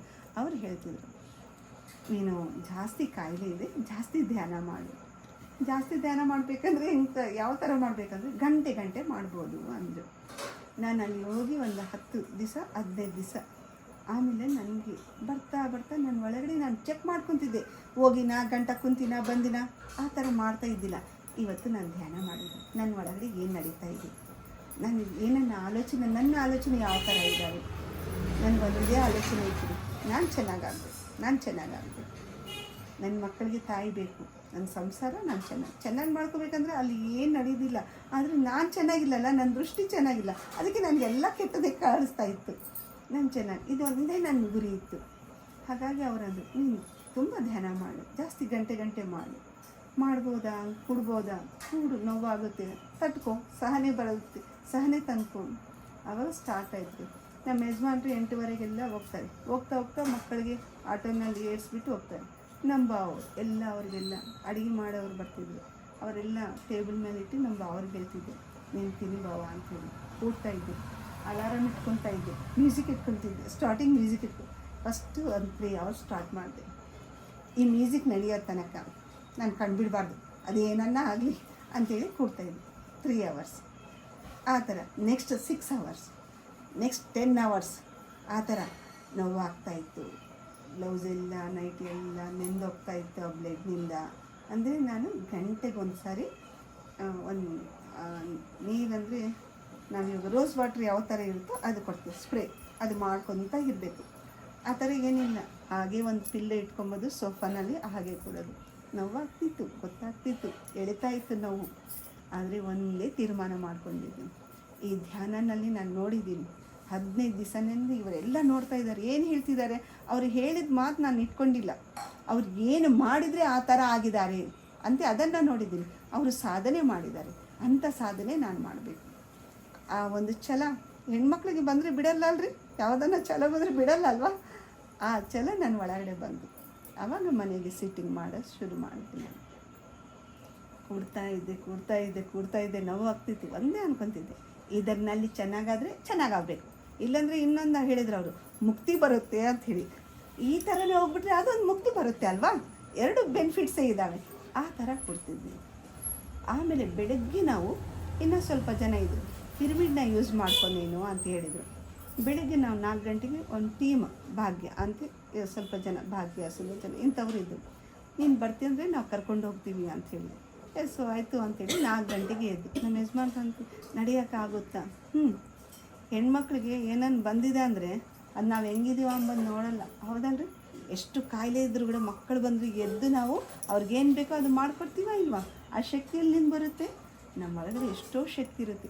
ಒಂದು ಸಂಕಲ್ಪ ಬರಬೇಕು, ನಾವು ಮಾಡಬೇಕಂದ್ರೆ ಸಾಕು ಮಾಡಿಬಿಡ್ತೀವಿ. ಹೋಗ್ತೀನಿ ನಾನು ಅಂಥೇಳಿ ಆವಾಗ ಪಿರಮಿಡ್ಗೆ ಹೋಗ್ತಾಯಿದ್ವಿ. ಅಲ್ಲಿ 2 ಗಂಟೆ ಧ್ಯಾನ ಮಾಡ್ಕೊಂಡು 5 ಗಂಟೆಗೆ ಕುಂತ್ರೆ 7 ಗಂಟೆಗೆ ಮನೆಗೆ ಬರ್ತಿದ್ವಿ. ಮತ್ತು ಟೈಮ್ ವೇಸ್ಟ್ ಮಾಡ್ತಾ ಇದ್ದಿಲ್ಲ ನಾನು. ಏನು ಕೆಲಸ ಇದ್ದಿಲ್ಲ ರೀ, ಆ್ಯಕ್ಚುಲಿ ನನಗೆ ಅದು ಒಂದು ಅವಕಾಶ, ಏನು ಕೆಲಸ ಇರ್ತಿದ್ದಿಲ್ಲ. ಆ ಥರ ಕೊಡುವಾಗ ಒಂದೊಂದು ಸರಿ ನಮ್ಮ ಯಜಮಾನ್ರು ಬಂದು ಶಬ್ದ ಮಾಡ್ತಿದ್ರು, ಯಾವಾಗಲಿಂದ ಕುಂತಿಯಲ್ಲ ನೀನು ಅಂತೇಳಿ. ಅಷ್ಟು ತನಕ ಆ ಥರನೇ ಡೀಪ್ನಲ್ಲಿ ಹೋಗ್ತಾ ಇದ್ದೆ. ಅದು ಅಲಾರಾಮ್ ಹೊಡ್ಕೊಂಡ್ರೆ ಕೂಡ ಮ್ಯೂಸಿಕ್ ಆಫ್ ಆದರೆ ಕೂಡ ನನಗೆ ಎಚ್ಚರಿಕೆ ಇರ್ತಿದ್ದಿಲ್ಲ. ಯಾಕಂದರೆ ನನ್ನ ಸಂಕಲ್ಪ ದೃಢವಾಗಿದೆ, ನಾನು ಕೂಡಬೇಕು ಈ ದಿನ 10 ಗಂಟೆ ಅಂಥೇಳಿ. ಆ ಥರ ಮಾಡ್ತಾ ಮಾಡ್ತಾ 3 ತಿಂಗಳಾಯಿತು. ಕರೆಕ್ಟ್ 3 ತಿಂಗಳಂತ ಹೆಂಗೆ ಗೊತ್ತಾಗುತ್ತೆ ನನಗೆ ಅಂದರೆ ಅದನ್ನಲ್ಲಿ ಸ್ವಲ್ಪ ಟ್ಯಾಬ್ಲೆಟ್ಸ್ ತಿಂದಿದ್ದೆ. ಬ್ರೈನ್ ಫೀವರ್ಗೆ ಒಂದು ಬಾಕ್ಸ್ ಬರುತ್ತೆ, ಸೇಮ್ ಮೀನಿನ ಟ್ಯಾಬ್ಲೆಟ್ಸ್ ಯಾವ ಥರ ಇರುತ್ತೆ ಆ ಥರನೇ ಇರುತ್ತೆ. 4 ಗಂಟೆಗೆ ಒಂದೊಂದು ಹಾಕ್ಕೋಬೇಕು. ಅದು ಕರೆಕ್ಟ್ 3 ತಿಂಗಳಿಗೆ ಕರೆಕ್ಟ್ ಒಂದು ಬಾಕ್ಸ್ ಆಗಿಬಿಡುತ್ತೆ. ನಮ್ಮ ಯಜಮಾನ್ರು ಅಂದರು, ನಾಳೆ ನಾನು ಹೋಗಲ್ಲ, ಡಾಕ್ಟ್ರ್ ಹತ್ರ ಹೋಗ್ಬೇಕು ನೋಡು, ನಾನು ಟೋಕನ್ ಬರ್ಸ್ಕೊಂಡು ಬರ್ತೀನಿ, ರೆಡಿ ಆಗಿರು. ಆವಾಗ ನನಗೆ ನೆನಪಾಯ್ತು ರೀ ನಾನು ಟ್ಯಾಬ್ಲೆಟ್ಸ್ ತಿಂತಾ ಇಲ್ಲ ರೀ ಅಂದೆ. ಒಂದೇ ಸಾರಿ ಎದುರ್ಕೊಂಡ್ಬಿಟ್ರು ಅವರು, ತಿಂತಿಲ್ವಾ ನೀನು ಅಂತೇಳಿ. ಅದು ನೋಡಿದರೆ ಹಾಗೆ ಇದೆ, ಏನು ಅದರಲ್ಲಿ ನಾನು ಸ್ವಲ್ಪ ಒಂದು 4-5 ದಿವಸ ತಿಂದಿನ ಅಷ್ಟೇ, ಹಾಗೇ ಇದ್ದಾವೆ. ಆಯಿತು ಫಸ್ಟು ಹೋಗಿಬಿಡೋಣ ಅಂಥೇಳಿ ಸಾರ್ ಹತ್ರ ಹೋಗಿ. ಆವಾಗ ಅವರು ಕಾರ್ ಸ್ಟ್ರೀಟ್ನಲ್ಲಿ ಇದ್ದರು, ಅದು ತೇರು ನಿಂದ್ರಿಸ್ತಾರೆ ನೋಡ್ರಿ, ಅವಾಗ ಚಿಕ್ಕ ಇತ್ತು ಸಾರ್ದು ಕ್ಲಿನಿಕ್, ಅಲ್ಲಿ ಇದ್ರು ಅವರು. ಅಲ್ಲಿ ಹೋಗಿದ ತಕ್ಷಣ ನನ್ನ ಕುಡಿಸ್ತಾ ಇದ್ದಿಲ್ಲ, ಅಜ್ಜಿ ಒಬ್ಳಿದ್ರು ಒಳಗೆ. ಫಸ್ಟ್ ಐಮನ ಒಳಗೆ ಬಿಡ್ರಿ ಅಂದು, ಯಾಕಂದರೆ ಸ್ವಲ್ಪ ಹೊತ್ತು ಕುಂತ್ರೆ ದಪ ಅಂತ ಬಿದ್ದೋಗ್ತಿದ್ದೆ, ಬ್ಲಡ್ ಇದ್ದಿಲ್ಲಲ್ಲ, ಆ ಥರ ಚಕ್ಕರ್ ಬರ್ತಿತ್ತು ನನಗೆ. ಸರಿ ಅಂತ ಸಾರ್ ಹತ್ರ ಕರ್ಕೊಂಡೋದ್ರು. ಸರ್ ಟ್ಯಾಬ್ಲೆಟ್ಸ್ ಬಿಟ್ಬಿಟ್ಟು ಯಾಕೆಮ್ಮ ಅಂದರು. ಅಂದರೆ ಸಾರ್ ಹತ್ರನೇ ಒಂದು ಸಾರಿ ನಾನು ಹೇಳಿದ್ದೆ, ಸರ್ ನನಗೆ ಸೂಸೈಡ್ ಮಾಡ್ಕೋಬೇಕಂತಿದ್ದೆ, ನನಗೆ ನಾನು ಇಂಜೆಕ್ಷನ್ ಕೊಡ್ರಿ ಅಂದರೆ ನಮ್ಮ ಯಜಮಾನ್ರಿಗೆ ನಮ್ಮ ತಾಯಿ ಎಲ್ಲರನ್ನ ಕರೆಸಿ ನಿಮಗೆಲ್ಲ ಪೊಲೀಸ್ ರಿಪೋರ್ಟ್ ಕೊಡ್ತೀನಿ ಅಂತ ಹೇಳಿದರು. ಅವ್ರು ತಪ್ಪಲ್ಲ ಸರ್, ನನಗೆ ಈ ಥರ ಇರೋಕ್ಕೆ ಆಗ್ತಾ ಇಲ್ಲ ಸರ್ ನನಗೆ ಅಂಥೇಳಿ ಹತ್ತಿದ್ದೆ ನಾನು. ಹಾಗಾಗಿ ಸಾರ್ ಅಂದರು, ಅದಕ್ಕೋಸ್ಕರ ನಾನು ಟ್ಯಾಬ್ಲೆಟ್ಸ್ ತಿಂದಿಲ್ಲ ನೀನು ಅಂದು. ಇಲ್ಲ ಸರ್ ಅಂದೆ. ಮತ್ತು ಏನಮ್ಮ ಅಂದರೆ, ಸರ್ ನಾನು ಚೆನ್ನಾಗಿದ್ದೀನಿ ಸರ್. ಯಾವ ಥರ ಹೇಳ್ತೀಯ, ನಾನಾ ಡಾಕ್ಟ್ರು ನೀನಾ ಅಂದರು. ನಮ್ಮ ಯಜಮಾನ್ರಿಗಂದರು, ಫಸ್ಟ್ ENT ಹತ್ರ ಕರೆಸ್ಕೊಂಡು, ಯಾಕಂದರೆ ಬ್ರೈನ್ ಫೀವರ್ ಅಂದರೆ ಕಣ್ಣಿಗೆ, ಮೂಗಿಗೆ, ಕಿವಿಗೆ ಕನೆಕ್ಟ್ ಇರುತ್ತೆ, ಕರ್ಕೊಂಡೋಗಿ ಅಲ್ಲೆಲ್ಲ ತಗೊಂಡು ಬಂದ್ವಿ. ರಿಪೋರ್ಟ್ಸ್ ಎಲ್ಲ ಚೆಕ್ ಮಾಡಿಸಿ ತಗೊಂಡು ಬಂದು ಎಲ್ಲ ನೋಡಿದ್ರು. ಅವ್ರಿಗೆ ಡೌಟ್ ಬಂತು, ಬೇಡ ಮತ್ತು ಇನ್ನೊಂದು ಬರೆದು ಕೊಟ್ಟರು, ಅಂಜನಾ ಅವಾಗ ಹೊಸವಾಗಿ ಅಲ್ಲಿಗೆ ಹೋಗಿ ಅಂತೇಳಿ. ಅಲ್ಲಿಗೆ ಹೋಗಿ ಅಲ್ಲಿನೂ ಅದೇ ಬಂತು. ಅವಾಗ ಸಾರ್ ಅಂದರು, ಏನು ಮಾಡ್ತಿದ್ಯಾ ನೀನು ಅಂತೇಳಿ. ಅವ್ರಿಗೆ ನನ್ನ ನೋಡ್ತಾರೆ, ಆ ರಿಪೋರ್ಟ್ಸ್ ನೋಡ್ತಾರೆ. ಏನು ಸರ್, ನಮ್ಮ ಯಜಮಾನ್ರು ಏನು ಸರ್ ಏನಾನ ತೊಂದರೆ ಆಗಿದೆ. ಅಲ್ಲ ರೀ, ಇದು ಪರ್ಫೆಕ್ಟಾಗಿ ತೋರಿಸ್ತಾ ಇದೆ, ಇವಳು ನೋಡಿದರೆ ನಾನು ಟ್ಯಾಬ್ಲೆಟ್ ತಿಂದಿಲ್ಲ ಅಂತ ಹೇಳ್ತಿದ್ದಾಳೆ, ನಿನ್ಗೇನು ನೋವು ಏನು ಬರ್ತಾ ಇಲ್ಲ. ನಮ್ಮ ಯಜಮಾನ್ರು, ಇಲ್ಲ ಸರ್ ತುಂಬ ಆ್ಯಕ್ಟಿವ್ ಆಗಿಬಿಟ್ಟಿದ್ದಾಳೆ, ಎಲ್ಲ ಮನೇನೂ ಕೆಲಸ ಮಾಡ್ಕೊತಿದ್ದಾಳೆ ಅಂಥೇಳಿ. ಅವ್ರು ಅವಾಗ ಅಂದರು, ಏನು ಮಾಡ್ತಿದ್ದೆ, ಈಗ ನಾನು ಆಯುರ್ವೇದ ತಗೊತಿದ್ದೆ. ಆವಾಗ ತುಂಬ ಹೆಮ್ಮೆ ಅನ್ನಿಸ್ತು ನನಗೆ. ಸರ್ ನಾನು ಧ್ಯಾನ ಮಾಡ್ತಾಯಿದ್ದೀನಿ ಸರ್ ಅಂದೆ. ಅಂದರೆ ಅವಾಗ ಅವರಂದ್ರು, ಅದೇ ಅಂತ ಧ್ಯಾನ ಅಂದರೆ. ಅವಾಗ ನಮ್ಮ ಯಜಮಾನ್ರು, ಅದು ಏನು ಧ್ಯಾನ ಮಾಡ್ತಾಳೆ ಸರ್, ಒಳ್ಳೆ ಕಲ್ಲು ಕುಂತ್ಬಿಟ್ಟಿರ್ತಾಳೆ ಅಂತ ಹೇಳಿದ್ರು. ಅವಾಗ ಹೇಳಿದೆ ನಾನು, ಸರಿ ಡಿ ಪಾಪಯ್ಯ ಹತ್ರ ಪಿರಿಮಿಡ್ ಇದೆ ಅಲ್ಲ ಸರ್, ಪಿರಿಮಿಡ್ ಧ್ಯಾನ ಅಂತೇಳಿ ಮಾಡ್ತಾಯಿದ್ದೀವಿ ಸರ್ ನಾವು ಅಂತ. ಅವರು ತುಂಬ ಖುಷಿ ಪಟ್ಬಿಟ್ರು. ನನಗೆ ನಂಬಕ್ಕಾಗ್ತಾ ಇಲ್ಲಮ್ಮ, ಧ್ಯಾನ ಮಾಡಿದರೆ ಈ ಥರನೂ ಆಗುತ್ತಾ, ನನಗೆ ಅಸಲು ನಂಬಕ್ಕಾಗ್ತಾ ಇಲ್ಲ ಅಂತೇಳಿ ತುಂಬ ಹೊತ್ತು ಮಾತಾಡಿದರು. ಇಲ್ಲ ನನ್ನ ಪರ್ಫೆಕ್ಟ್ ವೀಕ್ನೆಸ್ ಇದ್ದಾಳೆ, ಅದನ್ನು ತಗೋ ಆಯಿತು ಅಂತಿತ್ತು. ಬ್ರೈನ್ ಫೀವರ್ಗೆ ಟ್ಯಾಬ್ಲೆಟ್ ತಿಂದಿಲ್ಲ, ಹೋಯ್ತು, ಇನ್ನೇನು ನನ್ನ ವೀಕ್ನೆಸ್ ಅಂತೇಳಿ ಅವೆಲ್ಲ ಆಚೆಗೆ ತಳೆದುಬಿಟ್ಟಿದೆ. ಅವತ್ತು ತೆಳೆದಿದ್ದ ಟ್ಯಾಬ್ಲೆಟ್ಸ್ ಇಷ್ಟುವರೆಗೆ ಒಂದು ಕೂಡ ತಿಂತಾ ಇಲ್ಲ. 17 ವರ್ಷ ಆಯಿತು. ಆ ಸಾಧನೆಯಿಂದ ತುಂಬ ನೋವಾಗ್ತಿತ್ತು ನನಗೂ. ಯಾಕಂದರೆ ಸ್ಪೆಷಲಾಗಿ ಹೆಣ್ಮಕ್ಳು ಹೊರಗಡೆ ಹೋದರೆ ನಮ್ಮ ಮನಸ್ಸು ನೋಡಲ್ಲ, ನಮ್ಮ ಒಳಗಿಂದ ನೋಡಲ್ಲ, ಹೊರಗಿಂದ ನೋಡ್ತಾರೆ. ಎಷ್ಟು ಹಣ ಇದ್ದರೆ, ಎಷ್ಟು ಏನಿದ್ರೇನೋ ಹೊರಗಿಂದೇ ನೋಡ್ತಾರೆ. ಅದು ನನಗೆ ತುಂಬ ಕಾಡಿಸ್ತಾ ಇತ್ತು. ಏನಪ್ಪ ನಾನು ಹೆಂಗಿದ್ದೀನಿ, ಎಲ್ಲ ಮುಗೀತು, ಎಲ್ಲ ಚೆನ್ನಾಗಾಗಿದ್ದೀನಿ, ಆದರೆ ಸ್ಕಿನ್ ಅಲರ್ಜಿ ಹೋಗಿದ್ದಿಲ್ಲ. ಆಮೇಲೆ ನನ್ನ ಮಕ್ಕಳನ್ನ ನೋಡಬೇಕು. ಆವಾಗ ಜ್ಞಾನೋದಯ ನೋಡ್ರಿ, ಮಕ್ಕಳು ದೂರ ಇದ್ದರೆ ತಾಯಿಗಿರೋಕ್ಕಾಗಲ್ಲ ಅಲ್ಲ, ಆ ಥರ ಅವ್ರನ್ನ ನೋಡಬೇಕು, ಅವ್ರನ್ನ ನೋಡ್ಬೇಕನ್ನೋ ಅವಾಗ ಅನ್ನಿಸ್ತು ನನಗೆ. ನನ್ನ ಮಕ್ಕಳು ನನಗೆ ಯಾಕೆ ಅಸಹ್ಯ ಮಾಡ್ಕೊತಾರೆ, ಹೌದು ಚೆನ್ನಾಗಿಲ್ಲ ಅಂದರೆ ಅವಾಗಂದರೆ ಮಕ್ಕಳನ್ನ ಇಲ್ಲಿ ಕರ್ಕೊಂಡು ಬಂದುಬಿಡ್ರಿ, ನನ್ನ ನೋಡ್ಬೇಕು ಅನ್ನಿಸ್ತಾ ಇದೆ ಅಂಥೇಳಿ. ಅವ್ರು ಬಂದರು. ಇಷ್ಟೇ ಸಾಧಿಸ್ಕೊಂಡಿದ್ದೀನಿ ಜೀವನನಲ್ಲಿ. ಈ ಸ್ಕಿನ್ ಅಲರ್ಜಿ ಎಷ್ಟು ಇದನ್ನು ಹೋಗುತ್ತೆ. TY ರಘು ಅಂತ ಇದ್ರಲ್ಲ, ಇವಾಗಲೂ ಇದ್ದಾರೋ ಇಲ್ಲೋ ನನಗೆ ಗೊತ್ತಿಲ್ಲ. ಅವರು ನನಗೆ ಸುಮಾರು ಒಂದು 10 ಕಡೆ ಕಳಿಸಿದ್ರು ಬೆಂಗಳೂರಿನಲ್ಲಿ. ಅಂದರೆ ಆ ಒಂದು ಸ್ಕಿನ್ ತೆಗೆದು, ಇಷ್ಟು ಸ್ಕಿನ್ ತೆಗೆದು ಪ್ರಯೋಗಗಳಿಗೆ ಕಳಿಸ್ತಾರೆ. ಯಾಕೆ ಈ ಥರ ಆಗ್ತಾಯಿದೆ, ಇನ್ಫೆಕ್ಷನ್ ಯಾವ ಥರ ಆಗಿದೆ ಅಂಥೇಳಿ. ಅದಕ್ಕೆ ಎಷ್ಟೋ ಆಯಿಂಟ್ಮೆಂಟ್ಗಳು, ಅಲ್ಲಿಗೆ ಹೋಗು, ಇಲ್ಲಿ ಹೋಗು, ಈ ಲ್ಯಾಬ್ಗೆ ಹೋಗು, ಆ ಲ್ಯಾಬ್ಗೆ ಹೋಗು, ತುಂಬ ಬೇಜಾರು ಬಂದುಬಿಡ್ತಿತ್ತು ನನಗೆ. ಅದೊಂದೇ ಹಾಗೆ ಇತ್ತು ನನಗೆ. ಓಕೆ, ಧ್ಯಾನ ಮಾಡ್ಕೊತಿದ್ದೆ, ಹೋಗ್ತಾ ಇದ್ದೆ, ಚೆನ್ನಾಗಾಗ್ತಿತ್ತು. ಒಂದು ದಿವಸ ಈ ಥರನೇ ಎಲ್ಲರೂ ಕ್ಲಾಸಸ್ ಇಟ್ಕೊಂಬೋದು ಸ್ಟಾರ್ಟ್ ಮಾಡಿದೆ ನಾನು ಮನೆಗೆ. ನಾನು ಆವಾಗ ಸಾಧನೆ ಮಾಡುವಾಗ ನನಗೆ ತುಂಬ ಇಷ್ಟ ಅಂತ ಹೇಳಿದ್ದಲ್ಲ ಶಿರ್ಡಿ ಸಾಯಿಬಾಬಾ. ನಾನು 18 ಗಂಟೆನೂ ಕುಂತಿದ್ದೇನೆ. ಈ ಥರನೇ ಕುಂದ್ಬಿಟ್ಟಿದ್ದೆ. ಅವತ್ತು ತುಂಬ ನಮ್ಮ ಯಜಮಾನ್ರು ಭಯ ಬಿದ್ದು, ಪುಷ್ಪ ಮೇಡಮ್ ಅಂತ ಸೀನಿಯರ್ ಇದ್ದರು, ಅವ್ರಿಗೆ ಫೋನ್ ಮಾಡಿದೆ, ಈ ಥರ ಎದ್ದೊಳ್ತಾ ಇಲ್ಲ ಮೇಡಮ್, ಶಬ್ದ ಮಾಡಿದ್ರೇ ಎದ್ದೊಳ್ತಾ ಇಲ್ಲ ಅಂತ. ಅವ್ರು ಬಂದರು, ಇಲ್ಲ ಅವಳು ಧ್ಯಾನನಲ್ಲಿ ಇದ್ದಾಳೆ, ಭಯ ಅನ್ನಿಸ್ತೈತಲ್ರಿ, ಧ್ಯಾನನಲ್ಲಿ ಇದ್ದಾಳೆ ಅವಳು, ತುಂಬ ಚೆನ್ನಾಗಿ ಮಾಡ್ತಿದ್ದಾಳೆ ಅಂಥೇಳಿ ಅವ್ರಿಗೆ ಸಮಾಧಾನ ಮಾಡಿದರು. ಆ ಒಂದು ಅಂದರೆ ನನ್ನ ಸಾಧನೆಗೆ ನನ್ನ ಕರ್ಮಗಳು ದಗ್ಧವಾಗ್ತಾ ಹೋಗಿದ್ರು. ಆ ಒಂದು 18 ಟೈಮ್ ನಾನು ಎಷ್ಟೋ ಸಾರಿ ಮಾಡಿದ್ದೀನಿ. ಆ ಥರ ಮಾಡುವಾಗ ನನಗೆ ಶಿರ್ಡಿ ಸಾಯಿಬಾಬಾ ಒಂದು ಕಣ್ಣು ಮುಂದೆ ಕಾಣಿಸ್ತಾ ಇದ್ರು. ಎಲ್ಲರೂ ಹೇಳ್ತಿದ್ರು, ಅದು ಕಾಣಿಸ್ತಾವ, ಇದು ಇವರೆಲ್ಲ ಏನೇನೋ ಹೇಳ್ತಾರೆ, ಧ್ಯಾನ ಓಕೆ ಚೆನ್ನಾಗಿದೆ, ಇವೆಲ್ಲ ಕಾಣಿಸೋದು ಯಾಕೆ, ಇದೆಲ್ಲ ಸುಳ್ಳು ಅಂತ ಹೇಳ್ತಿ. ಆದರೆ ನನ್ನ ಮುಂದೆ ಕಾಣಿಸ್ತಾ ಇದ್ರು. ನಾನು ಅನ್ಕೊತಿದ್ದೆ, ನನಗಿಷ್ಟ ಅಲ್ವಾ, ಕುಂತ್ರೆ ಎದ್ರೆ ಬಾಬಾ ಬಾಬಾ ಇದು ಬಿಟ್ಟು ಇನ್ನೊಂದು ಮಾತು ಬರಲ್ಲ ನನ್ನ ಬಾಯಿದಿಂದ. ಆ ಥರ ಅದಕ್ಕೆ ಅವ್ರು ಕಾಣಿಸ್ತಾ ಇದ್ದಾರೇನೋ. ಅವಾಗ ಎಷ್ಟೊಂದು ಪೂಜೆಗಳು ಮಾಡಿದೆ, ಅವಾಗ ಕಾಣಿಸಿಲ್ಲ. ಅವಾಗ ನನ್ನ ಕಣ್ಣು ಮುಚ್ಚಕ್ಕೆ ಟೈಮ್ ಇದ್ದಿಲ್ಲ, ಇವಾಗ ಕಣ್ಣು ಮುಚ್ಚುತ್ತಾ ಇದ್ದೀನಿ, ಅದಕ್ಕೆ ಕಾಣಿಸ್ತಾ ಇರ್ಬೋದು. ಈ ಥರ ನಾನು ಒಂದು ದಿವಸ ಹಿಂಗೆ ಹೇಳಿದೆ. ಸಾರ್ ಹೇಳಿದ್ರಲ್ಲ ಎಕ್ಸ್ಪೀರಿಯೆನ್ಸ್, ನೀವು ಒಬ್ರಿಗೊಬ್ರು ಹೇಳ್ಕೊಳ್ರಿ. ಪುಷ್ಪ ಮೇಡಮ್ ಗಮನಿಸ್ತಾ ಇದ್ಲು ನನಗೆ, ಅವ್ರ ಸೀನಿಯರು, ನಿಮ್ಗೆ ಎಷ್ಟೋ ಮೆಸೇಜ್ ಬರ್ತಾವ, ನೀನು ಹೇಳ್ತಾ ಇಲ್ಲ, ಹೇಳಬೇಕು ಅಂತೇಳಿ. ಅವಾಗ ಹೇಳಿದೆ, ನನಗೆ ಬಾಬಾ ಕಾಣಿಸ್ತಾ ಇದ್ದಾರೆ ಮೇಡಮ್ ಅಂತೇಳಿ. ಅಂದರೆ ಅದು ನಿಜ ಇಲ್ಲ ಮೇಡಮ್, ಅದು ಭ್ರಮೆ ಅಂತೇಳಿ. ಇಲ್ಲ ಅಂತ ಮತ್ತು ಪ್ರೇಮ್ನಾಥ್ ಸರ್ ಅಂತೇಳಿ ಬಂದರು ಅವರು. ಅವಾಗ ಅವ್ರಿಗೆ ಹೇಳಿದ್ಮೇಲೆ ಅವ್ರು ಗೈಡ್ ಮಾಡಿದ್ರು ಕೂರಿಸಿ. ಅಂದರೆ ಫಸ್ಟ್ ಬಂದರು, ಮಾತಾಡಿಲ್ಲ ಅವರು, ತುಂಬ ನೋವಾಯಿತು. ಏನೇನೋ ಹೇಳ್ತಾರೆ, ಮಾಸ್ಟರ್ಸ್ ಬಂದರೆ ಮೆಸೇಜ್ ಕೊಡ್ತಾರೆ ಅಂತಾರೆ, ಮತ್ತು ಯಾಕೆ ಇವರು ಮೆಸೇಜ್ ಕೊಡ್ತಾ ಇಲ್ಲ ನನಗೆ ಅಂಥೇಳಿ ಮತ್ತೆ ಕೂರಿಸಿದ್ರು ಸರ್. ಕುಂತಿದ ಮೇಲೆ ಮಹಾ ಅವತಾರ್ ಬಾಬಾಜಿ ಕಾಣಿಸಿ ಅವಾಗ ಹೇಳಿದ್ರು ಅವರು, ನೀನು ಇನ್ನೂ ಮಾಂಸಪಿಂಡವಾಗಿದೆಯಾ, ಮಂತ್ರಪಿಂಡ ಆಗಿಲ್ಲ ಅಂತ. ನನಗೆ ಅರ್ಥ ಆಗಲಿಲ್ಲ ರೀ, ಯಾಕಂದರೆ ನಾನು ಯಾವ ಬುಕ್ಸು ಓದಲ್ಲ. ಮಂತ್ರಪಿಂಡ ಏನು, ಮಾಂಸಪಿಂಡ ಏನು, ಇಡೀ ಮಾಂಸದಿಂದನೇ ಅದು ತುಂಬಿರೋದು ದೇಹ ಅಂಥೇಳಿ ಆ ಥರ ಅಂದ್ಕೊಂಡೆ. ಆವಾಗ ಅಂದು ನಾನು ಅಷ್ಟು ಧ್ಯಾನದಿಂದ ಅಷ್ಟು ಕಳ್ಕೊಂಡ್ರೆ ಕೂಡ ಅಷ್ಟು ತನಕ ನಾವು ನಾನ್ ವೆಜ್ ತಿಂತಾಯಿದ್ವಿ, ಮಾಂಸಾಹಾರ ಸೇವನೆ ಮಾಡ್ತಾ ಇದ್ವಿ. ಯಾಕಂದರೆ ಇನ್ನೂ ನಮ್ಮ ತಾಯಿ ಬ್ರೈನ್ಗೆ ತುಂಬ ಬ್ಲಡ್ ಇಲ್ಲ, ಬ್ರೈನ್ ಫೀವರ್ಗೆ ಶಕ್ತಿ ಬೇಕು ಅಂಥೇಳಿ ಇನ್ನೂ ಜಾಸ್ತಿ ಮಾಡಿ ತಿನ್ನಿಸ್ತಾಯಿದ್ರು ನನ್ನ ಹತ್ರ. ಆವಾಗ ಅವರಂದರು, ನೀನು ಅದನ್ನು ಬಿಡು, ಬಾಬಾ ಮಾತಾಡ್ತಾರೆ. ಇದೇನಪ್ಪ ಇಷ್ಟು ವರ್ಷ ಗೊತ್ತಿಲ್ವಲ್ಲ ನಮಗೆ, ಪೂಜೆ ಮಾಡ್ತಾಯಿದ್ದೀನಿ, ಎಷ್ಟೋ ದೇವಸ್ಥಾನಕ್ಕೆ ಗುರುವಾರ ಬಂದರೆ ನೀರನ್ನು ಕುಡಿತಾ ಇದ್ದಿಲ್ಲ ರೀ ನಾನು. ಯಾಕಂದರೆ ಆ ಒಂದು ತಪನೆ ನನಗೆ ಆ ಥರ ಇತ್ತು. ಗುರುವಾರ ದಿನ 8 ಮಹಾಮಂಗಳ ಆಗುತ್ತೆ, ಸೇಜಾರತಿ ಅಂತೇಳಿ. ಆವಾಗ ತೀರ್ಥ ತಗೊಂಡು ದೇವಸ್ಥಾನಕ್ಕೆ ಅವಾಗ ನೀರು ಕುಡಿತಾ ಇದ್ವಿ. ಆ ಥರ ಶ್ರಾವಣ ಮಾಸ, ಕಾರ್ತಿಕ್ ಮಾಸ ಬಂದರೆ ನಕ್ಷತ್ರ ದೀಪ ಅಂತ ಮಾಡ್ತಾರಲ್ವ ತುಳಸಿ ಹತ್ರ, ಆ ಥರನೂ ಮಾಡ್ತಾರೆ. ಎಲ್ಲರೂ ಹೇಳ್ತಿದ್ರು, ನಾಳೆ ಸಾಯವಳು ಇವಳೇ ಇವತ್ತು ಸಾಯ್ತಾಳೆ ಅವಳು ಅಂಥೇಳಿ. ಅಂದರೆ ಹೆಂಗೋ ಒಂದು ಹೋಗಬೇಕು ಅನ್ನೋ ಥರ ಪೂಜೆಗಳು ಮಾಡಿದೆ ನಾನು. ಆದರೆ ಆ ಪೂಜೆನಿಂದ ಹೋಗಲಿಲ್ಲ ನಾನು, ಪೂಜೆಗಳು ತುಂಬ ಚೆನ್ನಾಗಿ ಮಾಡ್ತಿದ್ದೆ. ಅಂಥದ್ದು ಅವಾಗ ಯಾರು ಕಾಣಿಸಿಲ್ಲ. ಇವಾಗ ಮತ್ತು ಇಷ್ಟು ಪೂಜೆಗಳು ಮಾಡಿದರೆ ಕೂಡ ಮತ್ತು ನನಗೆ ಯಾಕೆ ಈ ಥರ ತಪ್ಪ ಅದು ಅಂತೇಳಿ, ಅದು ನಾವಿಸ್ತಾನ ನಮ್ಮ ಹೊಟ್ಟೆನಿಂದ ನೋಡಿರಿ 72 hours ಆಗುತ್ತೆ ಅದು ಜೀರ್ಣ ಆಗಬೇಕಂದ್ರೆ. ಅದಕ್ಕೆ ಒಬ್ಬೊಬ್ಬರು ಏನಂತಾರೆ, ಅದೇ ತೇನ್ಪೂರ ಅಂತ ಏನಂತಾರೆ, ಅದೇ ಡೇಗುಗಳು ಬಂದರೆ ವಾಸನೆ ಬರುತ್ತೆ ಅಂತ ಇಲಾಚಿ ಹಾಕ್ಕೊಬೋದು, ಪಾನ್ ಹಾಕ್ಕೊಬೋದು, ಅದು ವಾಸನೆ ಬರುತ್ತೆ.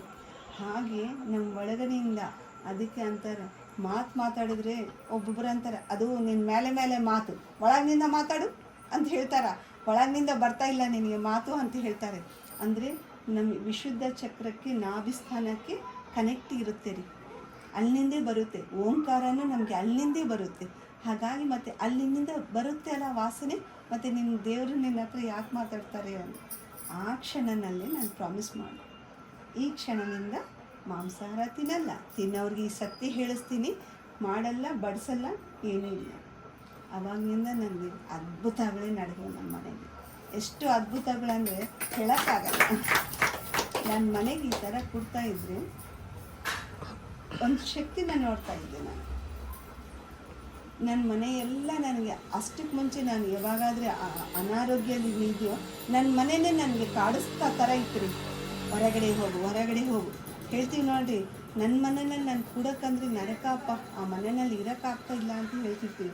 ಯಾಕೆ ಹೇಳ್ತೀವಿ ಅಂದರೆ ನನ್ನ ಆಲೋಚನೆಗಳು, ಏನಪ್ಪ ಇದು ಹಿಂಗಾಯಿತು, ಏನು ಹಂಗಾಯಿತು, ಆ ಬೇಜಾರಿನಿಂದ ಮಕ್ಕಳನ್ನ ಬೈತಿದ್ದೆ, ನಮ್ಮ ಯಜಮಾನ ಬೈತಿದ್ದೆ. ಯಾವಾಗ ನೋಡಿದರೆ ಒಂದು ಕ್ಷಣ ನನ್ನ ಕಣ್ಣೀರು ಇಲ್ಲ ಅನ್ನೋಕ್ಕಿಲ್ಲ. ಆ ಥರ ಅದೆಲ್ಲ ಗೋಡೆಗಳು ಅಬ್ಸರ್ವ್ ಮಾಡ್ತವೆ. ಅದಕ್ಕೆ ಹೇಳ್ತಾರೆ ನೋಡ್ರಿ, ಗೋಡೆಗಳಿಗೆ ಕಿವಿ ಇಡ್ತಾವೆ ಅಂಥೇಳಿ. ಅದು ಸತ್ಯ. ಅದು ತುಂಬ ನನ್ನ ಕಾಡಿಸ್ತಾಯಿತ್ತು. ಆ ಮನೆ ಯಾವಾಗನ್ನ ಎಲ್ಲ ಹೊರಗಡೆ ಹೋದರೆ ದೇವಸ್ಥಾನಕ್ಕೆ, ಇನ್ನೂ ಸ್ವಲ್ಪ ಹೊತ್ತು ಇರೋಣ ರೀ, ಮನೆಗೆ ಹೋದರೆ ನನಗೆ ಇರೋಕ್ಕಾಗಲ್ಲ ರೀ ಅಂತ ಹೇಳ್ತಾ ಇದ್ದೆ ನಾನು. ಅಂದರೆ ನನ್ನ ಮನೆ ನನ್ನ ಕಾಡಿಸ್ತಾ ಇತ್ತು. ಅದು ಮನೆ ಅಲ್ಲ, ನನ್ನ ಒಂದು ಭಾವನೆ, ನನ್ನ ಒಂದು ಆಲೋಚನೆ ಬಿಟ್ಟಿದ್ರೆ ಅದು ಅಬ್ಸರ್ವ್ ಮಾಡಿದ್ದೆ. ಅದಕ್ಕೆ ಹೇಳ್ತಾರೆ ನೋಡ್ರಿ, ಒಂದೊಂದು ಮನೆಗೆ ಹೋದರೆ ಇನ್ನೂ ಸ್ವಲ್ಪ ಹೊತ್ತು ಕೂಡಬೇಕು ಅನ್ನಿಸುತ್ತೆ. ಇನ್ನು ಒಬ್ಬೊಬ್ಬರ ಮನೆಗೆ ಹೋದರೆ ನಡಿ ಹೋಗೋಣ, ಯಾಕೋ ಕೂಡೋಕೆ ಆಗ್ತಾ ಇಲ್ಲ, ಅವ್ರ ಮನೆಗೆ ಕೂಡೋಕ್ಕೆ ಆಗಲಿಲ್ಲಪ್ಪ, ಯಾಕೋ ಏನೋ ಅಂತೀವಿ. ಅಂದರೆ ಆ ಮನೆಯಲ್ಲಿ ಅವಾಗೇ ಗೊತ್ತಾಗ್ಬಿಡುತ್ತೆ ಆ ಮನಸ್ತತ್ವಗಳು ಎಲ್ಲ ಆ ಗೋಡೆಗಳು ಎಳ್ಕೊಳ್ತಾವಂತ. ಅದಕ್ಕೆ ಮನೆನ ಮನೆ ಅಂದಿಲ್ಲ ಗುರುಗಳು, ಮನೆ ಮಂತ್ರಾಲಯ ಅಂತ ಹೇಳಿದ್ದಾರೆ. ಹೌದಲ್ವಾ ರೀ? ಆ ಥರ ನೋಡಿದೆ ನಾನು. ಆದರೆ ನಾನು ಯಾವಾಗಾದರೆ ಮನೆಯಲ್ಲಿ ಗಂಟೆ ಸಾಧನೆ ಕಂಡುಬಿಟ್ರೆ ಸಾಕು, ನನ್ನ ಮನೆ ನನಗೆ ಸ್ವರ್ಗ ಕಾಣಿಸ್ತಿದ್ದಂಗೆ ಕಾಣಿಸ್ತಾ ಇತ್ತು. ಮಾತಾಡಿದ ಥರ ಅನ್ನಿಸ್ತಾ ಇತ್ತು. ನನಗೆ ಅನ್ನಿಸ್ತಾ ಇತ್ತು, ನಿಂಗೆ ಪಾರ್ವತಿ ದೇವಿ ಥರ ಕೊಡು ಅಂತೇಳಿ ನನ್ನ ಮೆಸೇಜ್, ಇನ್ನರ್ ವಾಯ್ಸ್ ಅಂತಾರೆ, ಇನ್ನರ್ ಮೆಸೇಜ್ ಬರ್ತಾ ಇತ್ತು. ಪಾರ್ವತಿ ದೇವಿ ತಾನೇ ಈ ಥರ ಕೊಡೋದು, ಹೌದಾ? ಪಾರ್ವತಿ ದೇವಿ ತಾನೇ ಶಕ್ತಿವಂತ, ಅಂದರೆ ಒಂದು ಜಗನ್ಮಾತೆ ಆ ತಾಯಿ. ನಾವು ಯಾವಾಗಾದರೆ ಪಾರ್ವತಿ ದೇವಿ ಥರ ಧ್ಯಾನ ಮಾಡ್ತೀವೋ, ನಮ್ಮ ಒಳಗಡೆಯಿಂದ ಕಿರಣಗಳು ಬಿಡುಗಡೆ ಆಗುತ್ತೆ, ತರಂಗಗಳು ಅಂತಾರೆ. ಹೇಳ್ತಾರೆ ನೋಡ್ರಿ, ನೀನು ಏನು ಅನ್ಕೋಬೇಕು ಅಂದ್ಕೊಂಡೆ ನನಗೆ ಗೊತ್ತಾಯಿತು ಅಂತ ಹೇಳಿದರೆ, ನನ್ನ ಮನಸ್ಸಿನಲ್ಲಿ ಅಂದ್ಕೊಂಡಿದ್ದು ನಿಮ್ಗೆ ಹೆಂಗೆ ಗೊತ್ತಾಯಿತು ಅಂತ ಹೇಳ್ತಾರೆ. ಅದು ಟೆಲಿಪತಿ. ಹೌದಾ? ನಮ್ಮ ಒಳಗಡೆಯಿಂದ ಅಂಥ ಒಂದು ತರಂಗಗಳು, ಶಕ್ತಿ ತರಂಗಗಳು ತುಂಬ ಬಿಡುಗಡೆ ಆಗುತ್ತೆ. ಆವಾಗ ಅದೆಲ್ಲ ಹೀಲ್ ಆಗ್ತಾ ಹೋಗುತ್ತೆ. ಹೋಮದಿಂದ ಇವೆಲ್ಲ ಹೋಗಿ ದೊಡ್ಡವ್ರ ಸಂಪ್ರದಾಯ ಎಷ್ಟು ಮಾಡಿದ್ರೇನು. ಅದಕ್ಕೆ ಅಂತಾರೆ ನೋಡ್ರಿ, ಒಂದು ಮನೆ ಕಟ್ಟಬೇಕಂದ್ರೆ, ಗೃಹ ಪ್ರವೇಶ ಮಾಡಬೇಕಂದ್ರೆ ಅಲ್ಲಿ ಕೆಟ್ಟಿರುತ್ತೆ, ಏನು ಕೆಟ್ಟಿರುತ್ತೋ ಗೊತ್ತಿಲ್ಲ, ಅದು ಹೋಮ ಮಾಡಿದರೆ ಪರಿಹಾರ ಆಗುತ್ತೆ ಅಂತ ಹೇಳ್ತಿರ್ತಾರೆ. ಆದರೆ ಅದರಿಂದ ಅಲ್ಲ ಪರಿಹಾರ ಆಗೋದು, ನಮ್ಮ ಆಲೋಚನೆ. ಹಿಂಸೆ ಕೊಟ್ಟಿರ್ತೀವಿ ಇನ್ನೊಬ್ಬರನ್ನ, ಅವ್ರು ಯಾರಾಗಬೇಕು? ಗಂಡ ರೂಪನಲ್ಲೋ, ಅತ್ತೆ ರೂಪನಲ್ಲೋ, ನಾದಿನಿ ರೂಪನಲ್ಲೋ ಅಲ್ಲ. ಕಾರಣ ಇಲ್ಲಂಗ ಯಾವ ಕಾರ್ಯ ಇರಲ್ಲ ರೀ. ಪ್ರತಿಯೊಂದಕ್ಕೂ ಕಾರಣ ಇರುತ್ತೆ. ಆ ಸತ್ಯ ಗೊತ್ತಾಗುತ್ತೆ ಧ್ಯಾನ ಮಾಡ್ತಾ. ನನಗೆ ಆವಾಗ ಗೊತ್ತಾಯಿತು. ಒಂದು 4 ದಿನ 4 ವರ್ಷ ಇರೋ ಒಂದು ಸೀರೆಗೇ ನಾವು ಎಷ್ಟು ಇಷ್ಟನಿಂದ ಇಟ್ಕೊಂಡಿರ್ತೀವಿ. ಯಾವಾಗನ್ನ ತಗೊಂಡ್ರೆ ಐರನ್ಗೆ ನಾವು ಕೊಡುವಾಗ ಎಷ್ಟು ಸಾರಿ ಇರ್ತೀವಿ, ಇದು ನನಗೆ ತುಂಬ ಇಷ್ಟ ಸೀರೆ ನೋಡು, ನನ್ನ ಮದುವೆ ಸೀರೆ ನೋಡು, ಅವಳು ಏನು ಮಾಡಲ್ಲ, ನಾವೇ ಅವಳಿಗೆ 10 ಮಾತುಗಳು ಹೇಳಿ ಕೊಡ್ತೀವಿ ಆ ಸೀರೆನ. ಹೌದಾ ರೀ? ಮತ್ತು ಆ ಸೀರೆಗೆ ಅಷ್ಟು ಬೆಲೆ ಕೊಟ್ಟರೆ ಬೆಲೆವಾದ ಈ ನರಜನ್ಮಗೆ ಎಷ್ಟು ಕೊಡಬೇಕು ನಾವು? ಸುಮ್ಮನೆ ಬರಲ್ಲ ಈ ನರಜನ್ಮ. ಎಷ್ಟು ಪುಣ್ಯ ಮಾಡ್ಕೊಂಡು ಬಂದಿರ್ತೀವಿ.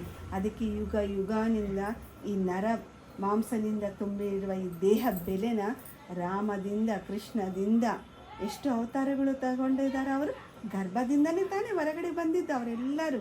ಹೌದಾ? ಮತ್ತು ಆ ಗರ್ಭಕ್ಕೆ ಎಷ್ಟು ಶಕ್ತಿ ತುಂಬಿರಬೇಕು ಅಂಥವ್ರನ್ನ ಇಳಿಸಬೇಕಂದ್ರೆ. ಹೌದಾ?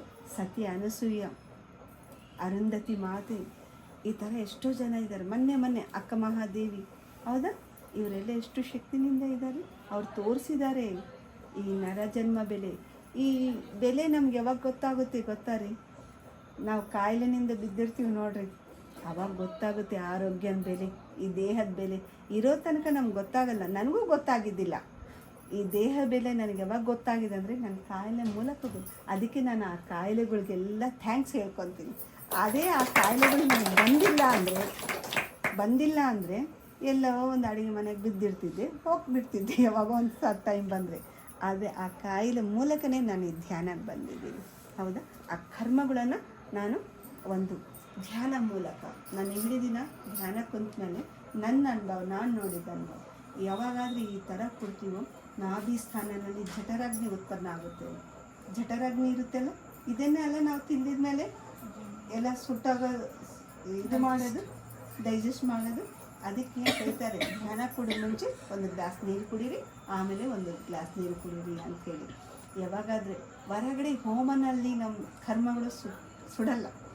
ಅವೆಲ್ಲ ನಮ್ಮ ತೃಪ್ತಿಗೋಸ್ಕರ, ಒಂದು ಸಂಪ್ರದಾಯ, ನಮ್ಮ ಮನಸ್ಸು ಮೈಂಡಿಗೆ ನೆಮ್ಮದಿಗೋಸ್ಕರ. ಆದರೆ ನಾವು ತಂದಿದ್ದ ಕರ್ಮಗಳು ಹೋಗ್ಬೇಕಂದ್ರೆ ಧ್ಯಾನ ಒಂದೇ, ಈ ಧ್ಯಾನನೇ ಯಾಕೆ? ಶ್ವಾಸದ ಮೇಲೆ ಧ್ಯಾನನೇ ಯಾಕೆ? ಎಷ್ಟೋ ಜನ ಎಷ್ಟೋ ಮಾಡ್ತಿದ್ದಾರೆ, ಅದೆಲ್ಲ ಕರೆಕ್ಟ್ ಅಲ್ವಾ? ಅದೆಲ್ಲ ಮಾಡ್ಬೋದಲ್ಲ. ಶ್ವಾಸದ ಮೇಲೆ ಧ್ಯಾಸ ಯಾಕೆ? ಶ್ವಾಸಗೂ ಆತ್ಮಗೆ ಕನೆಕ್ಟ್ ಆಗಿರುತ್ತೆ. ಇಲ್ಲಿಂದನೇ ನಮ್ಮ ಸಿಲ್ವರ್ ಕಾರ್ಡ್ ಜಾಯಿಂಟ್ ಆಗಿರುತ್ತೆ ಆಸ್ಟ್ರಲ್ ಬಾಡಿಗೆ. ಅದು ಆತ್ಮ ಬಿಟ್ಟು ಹೋಗಿದಂದರೆ ಆ ಸಿಲ್ವರ್ ಕಾರ್ಡ್ ಕಟ್ ಆಗಿದ್ಮೇಲೆ ನೋಡಿ, ಮಗು ಹುಟ್ಟಿದ ತಕ್ಷಣ ಏನು ಕಟ್ ಮಾಡ್ತಾರಲ್ಲ, ಏನಂತಾರ ನೀವು, ಕರುಳ, ಅದು ಕಟ್ ಮಾಡ್ತಾರೆ. ಆವಾಗ ಅದು ನೋಡ್ತಾರೆ, ಅದು ಹತ್ತಿಲ್ಲ ಅಂದರೆ ಹೊಡಿತಾರೆ. ಅಂದರೆ ಏನು? ಆ ಆತ್ಮಕ್ಕೂ ನಮ್ಮ ನಾಭಿಸ್ಥಾನಕ್ಕೆ ಕರೆಕ್ಟ್ ಇದೆಯಲ್ಲ, ಅದಕ್ಕೆ ವಿಷ್ಣು ಪರಮಾತ್ಮ ನಾಭಿಸ್ಥಾನದಿಂದನೇ ಕಮಲನ ತೆಗಿದ್ದಾರೆ. ಹೌದಾ? ಯಾವಾಗ ನೋಡಿರ್ತೀರ ಫೋಟೋನಲ್ಲಿ, ಹೌದಾ ರೀ? ಅಂದರೆ ಇಲ್ಲಿಂದ ಉದ್ಭವನೆ ಆಗುತ್ತೆ, ಈ ಗರ್ಭದಿಂದನೇ. ಮತ್ತು ಬ್ರಹ್ಮನೇ ತೆಗಿತಾರವರು.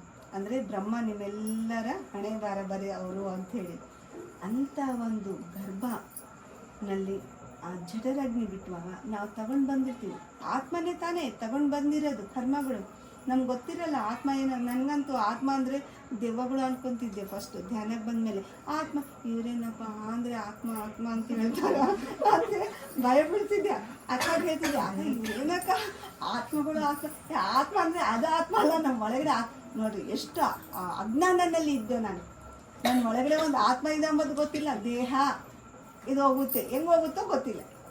ಆದರೆ ಯಾವಾಗ ಧ್ಯಾನಕ್ಕೆ ಬಂದು, ಓ ನಮ್ಮ ಆತ್ಮಪ್ಪ ಅದಿದ್ರೇ ನಾನು ಇದ್ದೀನಿ, ಇಲ್ಲಾಂದರೆ ಇಲ್ಲ ನಾನು ಅಂತ ತಿಳ್ಕೊಂಡಿದ್ದೀನಿ.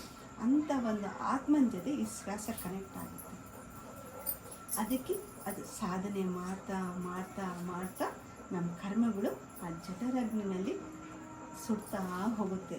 ಆವಾಗ ಹೊಸ ಜನ್ಮ ಬರುತ್ತೆ. ಆ ಥರ ಕುಂತಿದ ಮೇಲೆ ಮಾತ್ರನೇ ಪಾರ್ವತಿ ದೇವಿ ಯಾವ ಥರ ಕೊಡ್ತಾಳೆ? ಮಹಾದೇವನೇ ಒರೆಸ್ಕೊಳ್ಳ ಆ ತಾಯಿ ಹುಟ್ಟಿ, ಹೌದಾ? ಆ ತಾಯಿನೂ ಗರ್ಭದಿಂದನೇ ಹುಟ್ಟಿದಾಳೆ ಫಸ್ಟ್ ಸತಿದೇವಿಯಾಗಿ, ಹೌದಾ? ನೀವೆಲ್ಲ ನೋಡಿರ್ತೀರ ಹರ ಹರ ಮಹಾದೇವ. ಅದರಲ್ಲಿ ಎಷ್ಟು ಕಷ್ಟಪಡ್ತಾಳೆ ಆ ತಾಯಿ. ಜಗನ್ಮಾತೆ ಆಗಬೇಕಂದ್ರೆ, ಶಿವನ ಒರೆಸ್ಬೇಕಂದ್ರೆ ಸುಮ್ಮನೆನಾ ಆ ಥರ? ಮತ್ತು ಆ ಸಾಧನೆ ಆಗಿರ್ಬೇಕು. ಅವಾಗ ಆ ಜ್ಞಾನ ಅಂಬೋದು ಬರುತ್ತೆ. ಆ ಜ್ಞಾನ ನನಗೆ ಅವಾಗ ಬಂತು. ಓ ಇವರೆಲ್ಲರನ್ನ ನಾನೇ ಆಡ್ಸ್ಕೊಂಡು ಬಂದಿದ್ದೀನಿ. ನಮ್ಮ ಮನೆ ಪಕ್ಕಿದವರು ಕೂಡ ನಾವೇ ಆಡ್ಸ್ಕೊತೀವಿ. ಏನಂತೀವಿ? ಸ್ವಲ್ಪ ಕಸ ಏನನ್ನ ಈ ಕಡೆ ಬಂದರೆ ನೋಡ ಅವಳು ಕಸ ಹಿಂಗೆ ಮಾಡ್ತಾಳೆ. ಆದರೆ ಅಲ್ಲಿ ನಮ್ಮ ಸಹನೆ ಎಷ್ಟಿದೆ ಅಂಬೋದು ಗೊತ್ತಾಗಲ್ಲ ನಮಗೆ. ಅಂದರೆ ಪ್ರತಿ ಒಬ್ಬನ್ನ ನಾವೇ ಆಡ್ಸ್ಕೊತೀವಿ. ಮತ್ತು ಆ ಜ್ಞಾನ ಬಂದಮೇಲೆ ಯಾರ ಮೇಲೆ ನಮಗೆ ಸಿಟ್ಟಿರುತ್ತೆ? ಯಾರ ಮೇಲೆ ಸಿಟ್ಟಿರಲ್ಲ. ಓಕೆ ಅಂತ ಅನ್ಕೊತೀವಿ. ಓಕೆ ಅನ್ಕೊತೀವಿ ನಾವು. ಬೇರೆಯವ್ರ ಮೇಲೆ ದ್ವೇಷ ಹೋಗಲ್ಲ. ಯಾವುದಾದ್ರೂ ಕೂಡ ನಾವಿದನ್ನು ತಗೊಂಡು ಬಂದೀವಿ, ನನ್ನ ಜನ್ಮಕ್ಕೆ ನನ್ನ ವಾಸ್ತವಕ್ಕೆ ನಾನೇ ಕಾರಣ ಅಂತ ತಿಳ್ಕೊಂಡ್ಮೇಲೆ ಯಾರ ಮೇಲೆ ನೋವಾಗಲ್ಲ, ಯಾರ ಮೇಲೆ ದುಃಖ ಆಗಲ್ಲ, ಯಾರ ಮೇಲೆ ಕೋಪ ಬರಲ್ಲ. ಕೋಪದಿಂದನೇ ಬಿ ಪಿ ಬರೋದು, ಹೌದಾ? ಅಂತಾರೆ ನೋಡ್ರಿ, ಯಾಕೆ ಹಂಗೆ ಕೂಗ್ತಾ ಇದೆಯಾ ಬಿ ಪಿ ನನಗೆ ಏನಿದೆ ಅಂತ ಹೇಳ್ತಿರ್ತಾರೆ. ಕೋಪದಿಂದನೇ ಆ ಕೋಪ ಕಂಟ್ರೋಲ್ ಆಗುತ್ತೆ. ಯಾಕೆ ಧ್ಯಾನದಿಂದ ಬಿ ಪಿ ಶುಗರ್ ತಕ್ಕಂತೆ ಹೋಗ್ಬಿಡುತ್ತೆ ಅಂದರೆ, ತಲೆನೋವು ಯಾಕೆ ಬರುತ್ತೆ? ಸುಮ್ಮನೆ ಬೇರೆಯವ್ರದ್ದೆಲ್ಲ ತಗೊಂಡು ಹಾಕ್ಕೊತೀವಿ ತಲೆನಲ್ಲಿ, ಹೌದಾ? ಅವ್ರು ಹಿಂಗೆ ನಮ್ಮದು ಓಕೆ, ಏನಪ್ಪ ಅವಳು ನನಗೆ ಎಷ್ಟು ಬೇಜಾರು ಮಾಡ್ತಿದ್ದಾಳೆ, ನಾನು ಎಷ್ಟಂತೆ ಅವಳನ್ನ ಕನ್ವಿನ್ಸ್ ಮಾಡಿದ್ರೂ ನನ್ನ ಮೇಲೆ ಮನೆಯಲ್ಲಿ ನೋಡಿದ್ವಿ ಹಿಂಗೆ ಅಂತೇಳಿ ನಾವು ಏನೇನೋ ಹಾಕ್ಕೊಂಡಿರ್ತೀವಿ. ನಮ್ಗೆ ಒಂದಿರಲ್ಲ ರೀ, ಒಂದು 10 ಇರ್ತಾವೆ ಹೆಣ್ಮಕ್ಳಿಗೆ. ಅಲ್ಲಿ ತಲೆನೋವು ಬರುತ್ತೆ. ಧ್ಯಾನ ಮಾಡಿದ್ರೆ ಏನಾಗುತ್ತೆ? ಮೈಂಡ್ ಯಾವಾಗಲೂ ಖಾಲಿ ಇರುತ್ತೆ, ಪ್ರೆಸೆಂಟಾಗಿ ಇರ್ತೀರ. ಇವಾಗ ನಾನು ಇಲ್ಲಿದ್ದೀನಿ, ಇಲ್ಲೇ ಇದ್ದೀನಿ, ನನ್ನ ಮೈಂಡ್ ಎಲ್ಲಿ ಹೋಗಿಲ್ಲ, ನನ್ನ ಮನಸ್ಸು ಎಲ್ಲಿ ಹೋಗಲಿಲ್ಲ, ಇಲ್ಲೇ ಇದ್ದೀನಿ. ಅಂದರೆ ನಿಮ್ಮ ಜೊತೆ ಎಂಜಾಯ್ ಮಾಡ್ತಾ ಇದ್ದೀನಿ, ನಾನೊಂದು ಅನುಭವ ಹಂಚ್ಕೊತಾ ಇದ್ದೀನಿ ನಿಮ್ಮ ಹತ್ರ. ಆ ಥರ ಇರುತ್ತೆ. ಇನ್ನು ಫ್ಯೂಚರ್ಗೆ ಶುಗರ್ ಹೆಂಗೆ ಬರುತ್ತೆ ಗೊತ್ತಾ? ನಾಳೆ ಏನಾಗುತ್ತೋ ಅಂದರೆ ಆ ಶುಗರ್ ಲೆವೆಲ್ ಜಾಸ್ತಿ ಆಗುತ್ತೆ ಅಂತೆ. ಮತ್ತು ನಾಳಿದ್ದು ಏನಾಗುತ್ತೋ ಅದು ಆಗೇ ಆಗುತ್ತೆ. ನಾವೇನನ್ನು ಸ್ಟಾಪ್ ಮಾಡೋಕ್ಕಾಗುತ್ತೆ? ಅದನ್ನಿಂದ ಒಂದು ಸ್ಟಾಪ್ ಮಾಡ್ಬೋದು. ನಮ್ಮ ಆಲೋಚನೆಗಳನ್ನು, ಪಾಸಿಟಿವ್ ಆಲೋಚನೆಗಳನ್ನು ಒಳ್ಳೆಯದೇ ಆಗುತ್ತೆ, ಹೌದಾ? ಈ ದಿನ ಇದೆಯಾ ನೀನು? ಕೃತಜ್ಞತೆ ಹೇಳ್ತಾ ಇದ್ದೀನಿ. ನಾಳೆ ಇದೆ ಅಂದರೆ ಇನ್ನೂ ಸಂತೋಷ. ಇದಕ್ಕೆ ಕೃತಜ್ಞತೆ ಹೇಳೋಣ, ಹೌದಾ? ಮತ್ತು ಇದು ಎಷ್ಟು ಬೆಲೆವಾಗಿದೆ. ಇಲ್ಲೆಲ್ಲ ಲೇಡೀಸೇ ಇದ್ದೀವಿ. ನಮ್ಮ ಜನ್ಮ ಎಷ್ಟು ಉನ್ನತವಾದದ್ದು ಗೊತ್ತಾರೆ, ಹೌದಾ? ನಾವು ಅಂದ್ಕೊತಿರ್ತೀವಿ. ನಾನು ತುಂಬಾ ಆಳ್ತಾ ಇದ್ದೆ, ಹೆಣ್ಣಾಗಿ ಯಾಕೆ ಕೊಟ್ಟಿದ್ದೀನಿ, ಹೆಣ್ಣಾಗಿ. ನಮ್ಮ ಯಜಮಾನ್ರು ಯಾವಾಗನ್ನ ತುಂಬ ಸ್ವಲ್ಪ ಜಾಸ್ತಿ ಮಾತಾಡಿದ್ರೆ, ಇನ್ನೊಂದು ಜನ್ಮ ಅಂತಿದ್ರೆ ಗಂಡಾಗಿ ಹುಡ್ತೀನಿ ನಾನು ಅಂತ ಹೇಳ್ತಿದ್ದೆ. ಅಂದರೆ ಅಷ್ಟು ಅಜ್ಞಾನ ಇತ್ತು ರೀ. ಯಾವಾಗಾದರೂ ಈ ಸತ್ಯನ ನಾನು ತಿಳ್ಕೊಂಡಿದ್ದೀರೋ, ಸಾಧನೆ ಮಾಡುವಾಗ ಒಂದು ಹೆಣ್ಣಿನಲ್ಲಿ ಎಷ್ಟು ಶಕ್ತಿಗಳು ತುಂಬಿರ್ತಾವೋ. ನೀವು ದಸರಾನಲ್ಲಿ ಜಂಬಿ ಗಿಡ ಹೋಗ್ತಿರ್ತೀರ, ಈ ಸಾರಿ ಹೋಗಿದ್ಮೇಲೆ ಅಬ್ಸರ್ವ್ ಮಾಡ್ತಾ ತಿರುಗಿ ಪ್ರದಕ್ಷಿಣೆ ಆಗ್ತೀರಾ ಎಲ್ಲರೂ ಆಗ್ತಿರಲ್ಲ, ಒಂದೊಂದು ಸ್ಟೆಪ್ಗೆ ಒಂದೊಂದು ಆಲೋಚನೆ ಮಾಡಿ. ನಾನು ಯಾರು, ನನ್ನ ಒಳಗಡೆ ಶಕ್ತಿ ಎಲ್ಲಿದೆ, ನಾನು ನಿನ್ನ ಸ್ವರೂಪ. ಆ ತಾಯಂದರಲ್ಲೇ ನಮಗೆ ವಾರಸುಗಳು ನನ್ನ ಒಳಗಡೆ ಇರೋ ಶಕ್ತಿನ ಯಾವ ಥರ ಜಾಗೃತಿ ಮಾಡ್ಕೋಬೇಕು. ಆವಾಗ ನೋಡಿ ನಿಮ್ಮ ಎನರ್ಜಿ ಕೂದಲು ಎದ್ದೊಳ್ತಾವ. ಆ ಎನರ್ಜಿ ಯಾರು ಕಡಿಮೆ ಅಲ್ಲ. ಗರ್ಭನಿಂದ ಬಂದಿದ್ದವರು ಪ್ರತಿಯೊಬ್ಬರು ಗ್ರೇಟೇರಿ. ಪ್ರತಿ ಆತ್ಮ ಉನ್ನತವಾದ ಆತ್ಮ. ಅದಕ್ಕೆ ಇನ್ನೊಬ್ಬರನ್ನ ಕೀಳಾಗಿ ನೋಡಬಾರ್ದು. ಇನ್ನೊಬ್ಬರನ್ನ ನೀವು ಬೇರೆ ಅಂದರೆ ಆ ಜ್ಞಾನ ಇರುವಾಗ ಅವರು ಬೈಬೋದು, ಅವ್ರು ಏನೋ ಹೇಳಿರ್ಬೋದು. ಆದರೆ ಆ ಜ್ಞಾನ ಬಂದಿದ ಮೇಲೆ ಒಬ್ರಿಗೆ ಆವಾಗಿತ್ತು ಹೆಣ್ಣಿಗೆ ಹೆಣ್ಣೇ ಶತ್ರುಗಳು ಅಂತೇಳಿ, ಇವಾಗಿಲ್ಲ. ಹೌದಾ? ಆ ಹೆಣ್ಣಿನಲ್ಲಿ ಆ ಪ್ರತಿರೂಪ ನೋಡ್ಕೊಂಬಷ್ಟು ಜ್ಞಾನ ಕೊಡುತ್ತೆ ಧ್ಯಾನ. ಆ ಶಕ್ತಿನ ತುಂಬುತ್ತೆ. ಇದೇ ಆ ಸಮಸ್ಯೆ ಎಷ್ಟು. ಅದಕ್ಕೆ ಹೇಳ್ತಾರೆ ನೋಡ್ರಿ, ನಿಮ್ಮ ಕೈ ಏನಾಗುತ್ತೆಪ್ಪ, ನೀನು ಹೆಣ್ಮಗಳಿದ್ದಾಳಲ್ಲ ಒಂದು ಮಾರಿ ಅಂದರೆ ಏನು ಮಾಡಿದ್ರುಗಳು ಅವಳು ಎಷ್ಟು ಚಕ ಮಾಡಿಬಿಡ್ತಾಳೆ ಅಂತ ಹೇಳ್ತಿರ್ತಾರೆ. ಒಬ್ಬೊಬ್ಬರು ತುಂಬ ಆ್ಯಕ್ಟಿವ್ ಆಗಿರ್ತಾರೆ. ಹೌದಾ? ಅಂದರೆ ಅವ್ರ ಒಳಗಡೆ ಆ ಶಕ್ತಿ ಇರುತ್ತೆ, ಅವ್ರಿಗೆ ಗೊತ್ತಾಗ್ತಾ ಇರಲ್ಲ. ಇವಾಗ ನಾವು ಧ್ಯಾನ ಮಾಡ್ತೀವೋ ಸರಸ್ವತಿ ಮಾತೆ ಬರ್ತಾಳೆ, ಲಕ್ಷ್ಮೀ ಮಾತೆ ಬರ್ತಾಳೆ ಮನೆಯಲ್ಲಿ. ನಾವು ನಮ್ಮನ್ನು ನಾವು ತಿಳ್ಕೊಂಡ ಮೇಲೆ ಯಾರ ಮೇಲೆ ನಮಗೆ ದ್ವೇಷ ಇರುತ್ತೆ? ಇರಲ್ಲ. ಎಲ್ಲನ ನಾವು ಆ ಸಹನೆ ಬರುತ್ತೆ. ಹೇಳ್ತಾರೆ ನೋಡ್ರಿ, ಎಷ್ಟು ಕಾಡಿಸ್ತಾರಪ್ಪ ಅಮ್ಮನ, ಆದರೆ ಕೂಡ ಆ ಸಹನೆಯಿಂದ ಆ ಮನೆಯನ್ನೆಲ್ಲ ಆ ಥರ ಎಳ್ಕೊಂಡು ಬರ್ತಿದ್ದಾಳ ಅಮ್ಮ ಅಂತ ಹೇಳ್ತಾರೆ ನೋಡ್ರಿ. ಆ ಸಹನೆ ಬರುತ್ತೆ. ಜಾಸ್ತಿ ಏನು ಬರುತ್ತೆ ಗೊತ್ತೇ ರೀ? ಅನಾಹತ ಚಕ್ರ ಆ್ಯಕ್ಟಿವೇಶನ್. ಯಾವಾಗಲೂ ಹೆಣ್ಮಕ್ಳಿಗೆ ಅನಾಹತ ಚಕ್ರನಲ್ಲಿ ಯಾವಾಗಲೂ ಇರ್ತಾರೆ ಅವರು. ಯಾಕಂದರೆ ವಿಷ್ಣುಮೂರ್ತಿ ಅದಕ್ಕೆ ಆ ತಾಯಿನ ಇಲ್ಲಿ ಇಟ್ಕೊಂಡಿದ್ದಾನೆ, ಹುಷಾರ್ ವಿಷ್ಣುಮೂರ್ತಿ. ಯಾಕಂದರೆ ಇಲ್ಲಿ ಇರಬೇಕು ಅಂತೇಳಿ. ಇಲ್ಲಿ ಆನಂದ ಅಂತಾರೆ ನೋಡ್ರಿ. ಯಾಕೋ ಮನಸ್ಸು ಚೆನ್ನಾಗಿಲ್ಲ, ಎಷ್ಟೋ ಎಲ್ಲರೂ ಇರ್ತಾರೆ ಆನಂದವಾಗಿ ನಗ್ನಗ್ತಾ ಇರ್ತಾರೆ. ಅಲ್ಲಿ ಯಾಕೆ ನೀನು ಸಪ್ಪ ಕುಂತೀಯಬ್ಬ ಅಂದರೆ ಯಾಕೋ ಮನಸ್ಸು ಸರಿಯಿಲ್ಲ, ಮನಸ್ಸು ಬೇಜಾರಾಗ್ತಾ ಇದೆ. ಹೌದಾ? ಆ ಮನಸ್ಸು ಬೇಜಾರಾಗಲ್ಲ ಧ್ಯಾನ ಮಾಡಿದ್ರೆ. ಬ್ರಹ್ಮಾನಂದ ಅಂತ ಕರಿತೀವಿ ನೋಡ್ರಿ. ಹೊರಗಡೆ ಏನನ್ನ ಆಗ್ತಿರ್ಲಿ, ಪರಿಸ್ಥಿತಿಗಳು ಹೆಂಗನ್ನ ಇರಲಿ, ಒಳಗಡೆ ಆನಂದ ಇರುತ್ತೆ, ಬ್ರಹ್ಮಾನಂದ ಇರುತ್ತೆ, ಒಳಗಡೆ ನಗ್ತಾ ಇರುತ್ತೆ. ಅದು ಹೊರಗಡೆ ನೀನು ಆ್ಯಕ್ಟಿಂಗ್ ಮಾಡ್ತಾ ಇರ್ತೀವಿ. ಯಾಕಂದರೆ ನಾವು ಬಂದಿದ್ದೇ ನಟನೆ ಮಾಡೋಕ್ಕೋಸ್ಕರ ಇಲ್ಲಿ. ಅದು ಗೊತ್ತಾಗಲ್ಲ ನಮಗೆ. 4 ದಿವಸ ನಟನೆ ಮಾಡ್ತೀವಿ, ಒಂದು ತಾಯಿ ಥರ, ಒಂದು ಮಗಳ ಥರ, ಸೊಸೆ ಥರ, ಅತ್ತೆನ ಥರ, ಒಂದೊಂದು ಪಾರ್ಟ್. ಆ ಪಾರ್ಟ್ನಲ್ಲಿ ನಾವು ಪರ್ಫೆಕ್ಟ್ ಆಗಬೇಕ್ರಿ. ಅದೇ ಗೊತ್ತಿಲ್ಲ ನಮಗೆ. ಅದಕ್ಕೆ ನಾವು ಎಲ್ಲರ ಹತ್ರ ಅಷ್ಟು ಮಾಡಿ ಕೂಡ ನಾವು ಎಲ್ಲರ ಹತ್ರ ಅನ್ಸ್ಕೊತೀವಿ. ಹೌದಾ?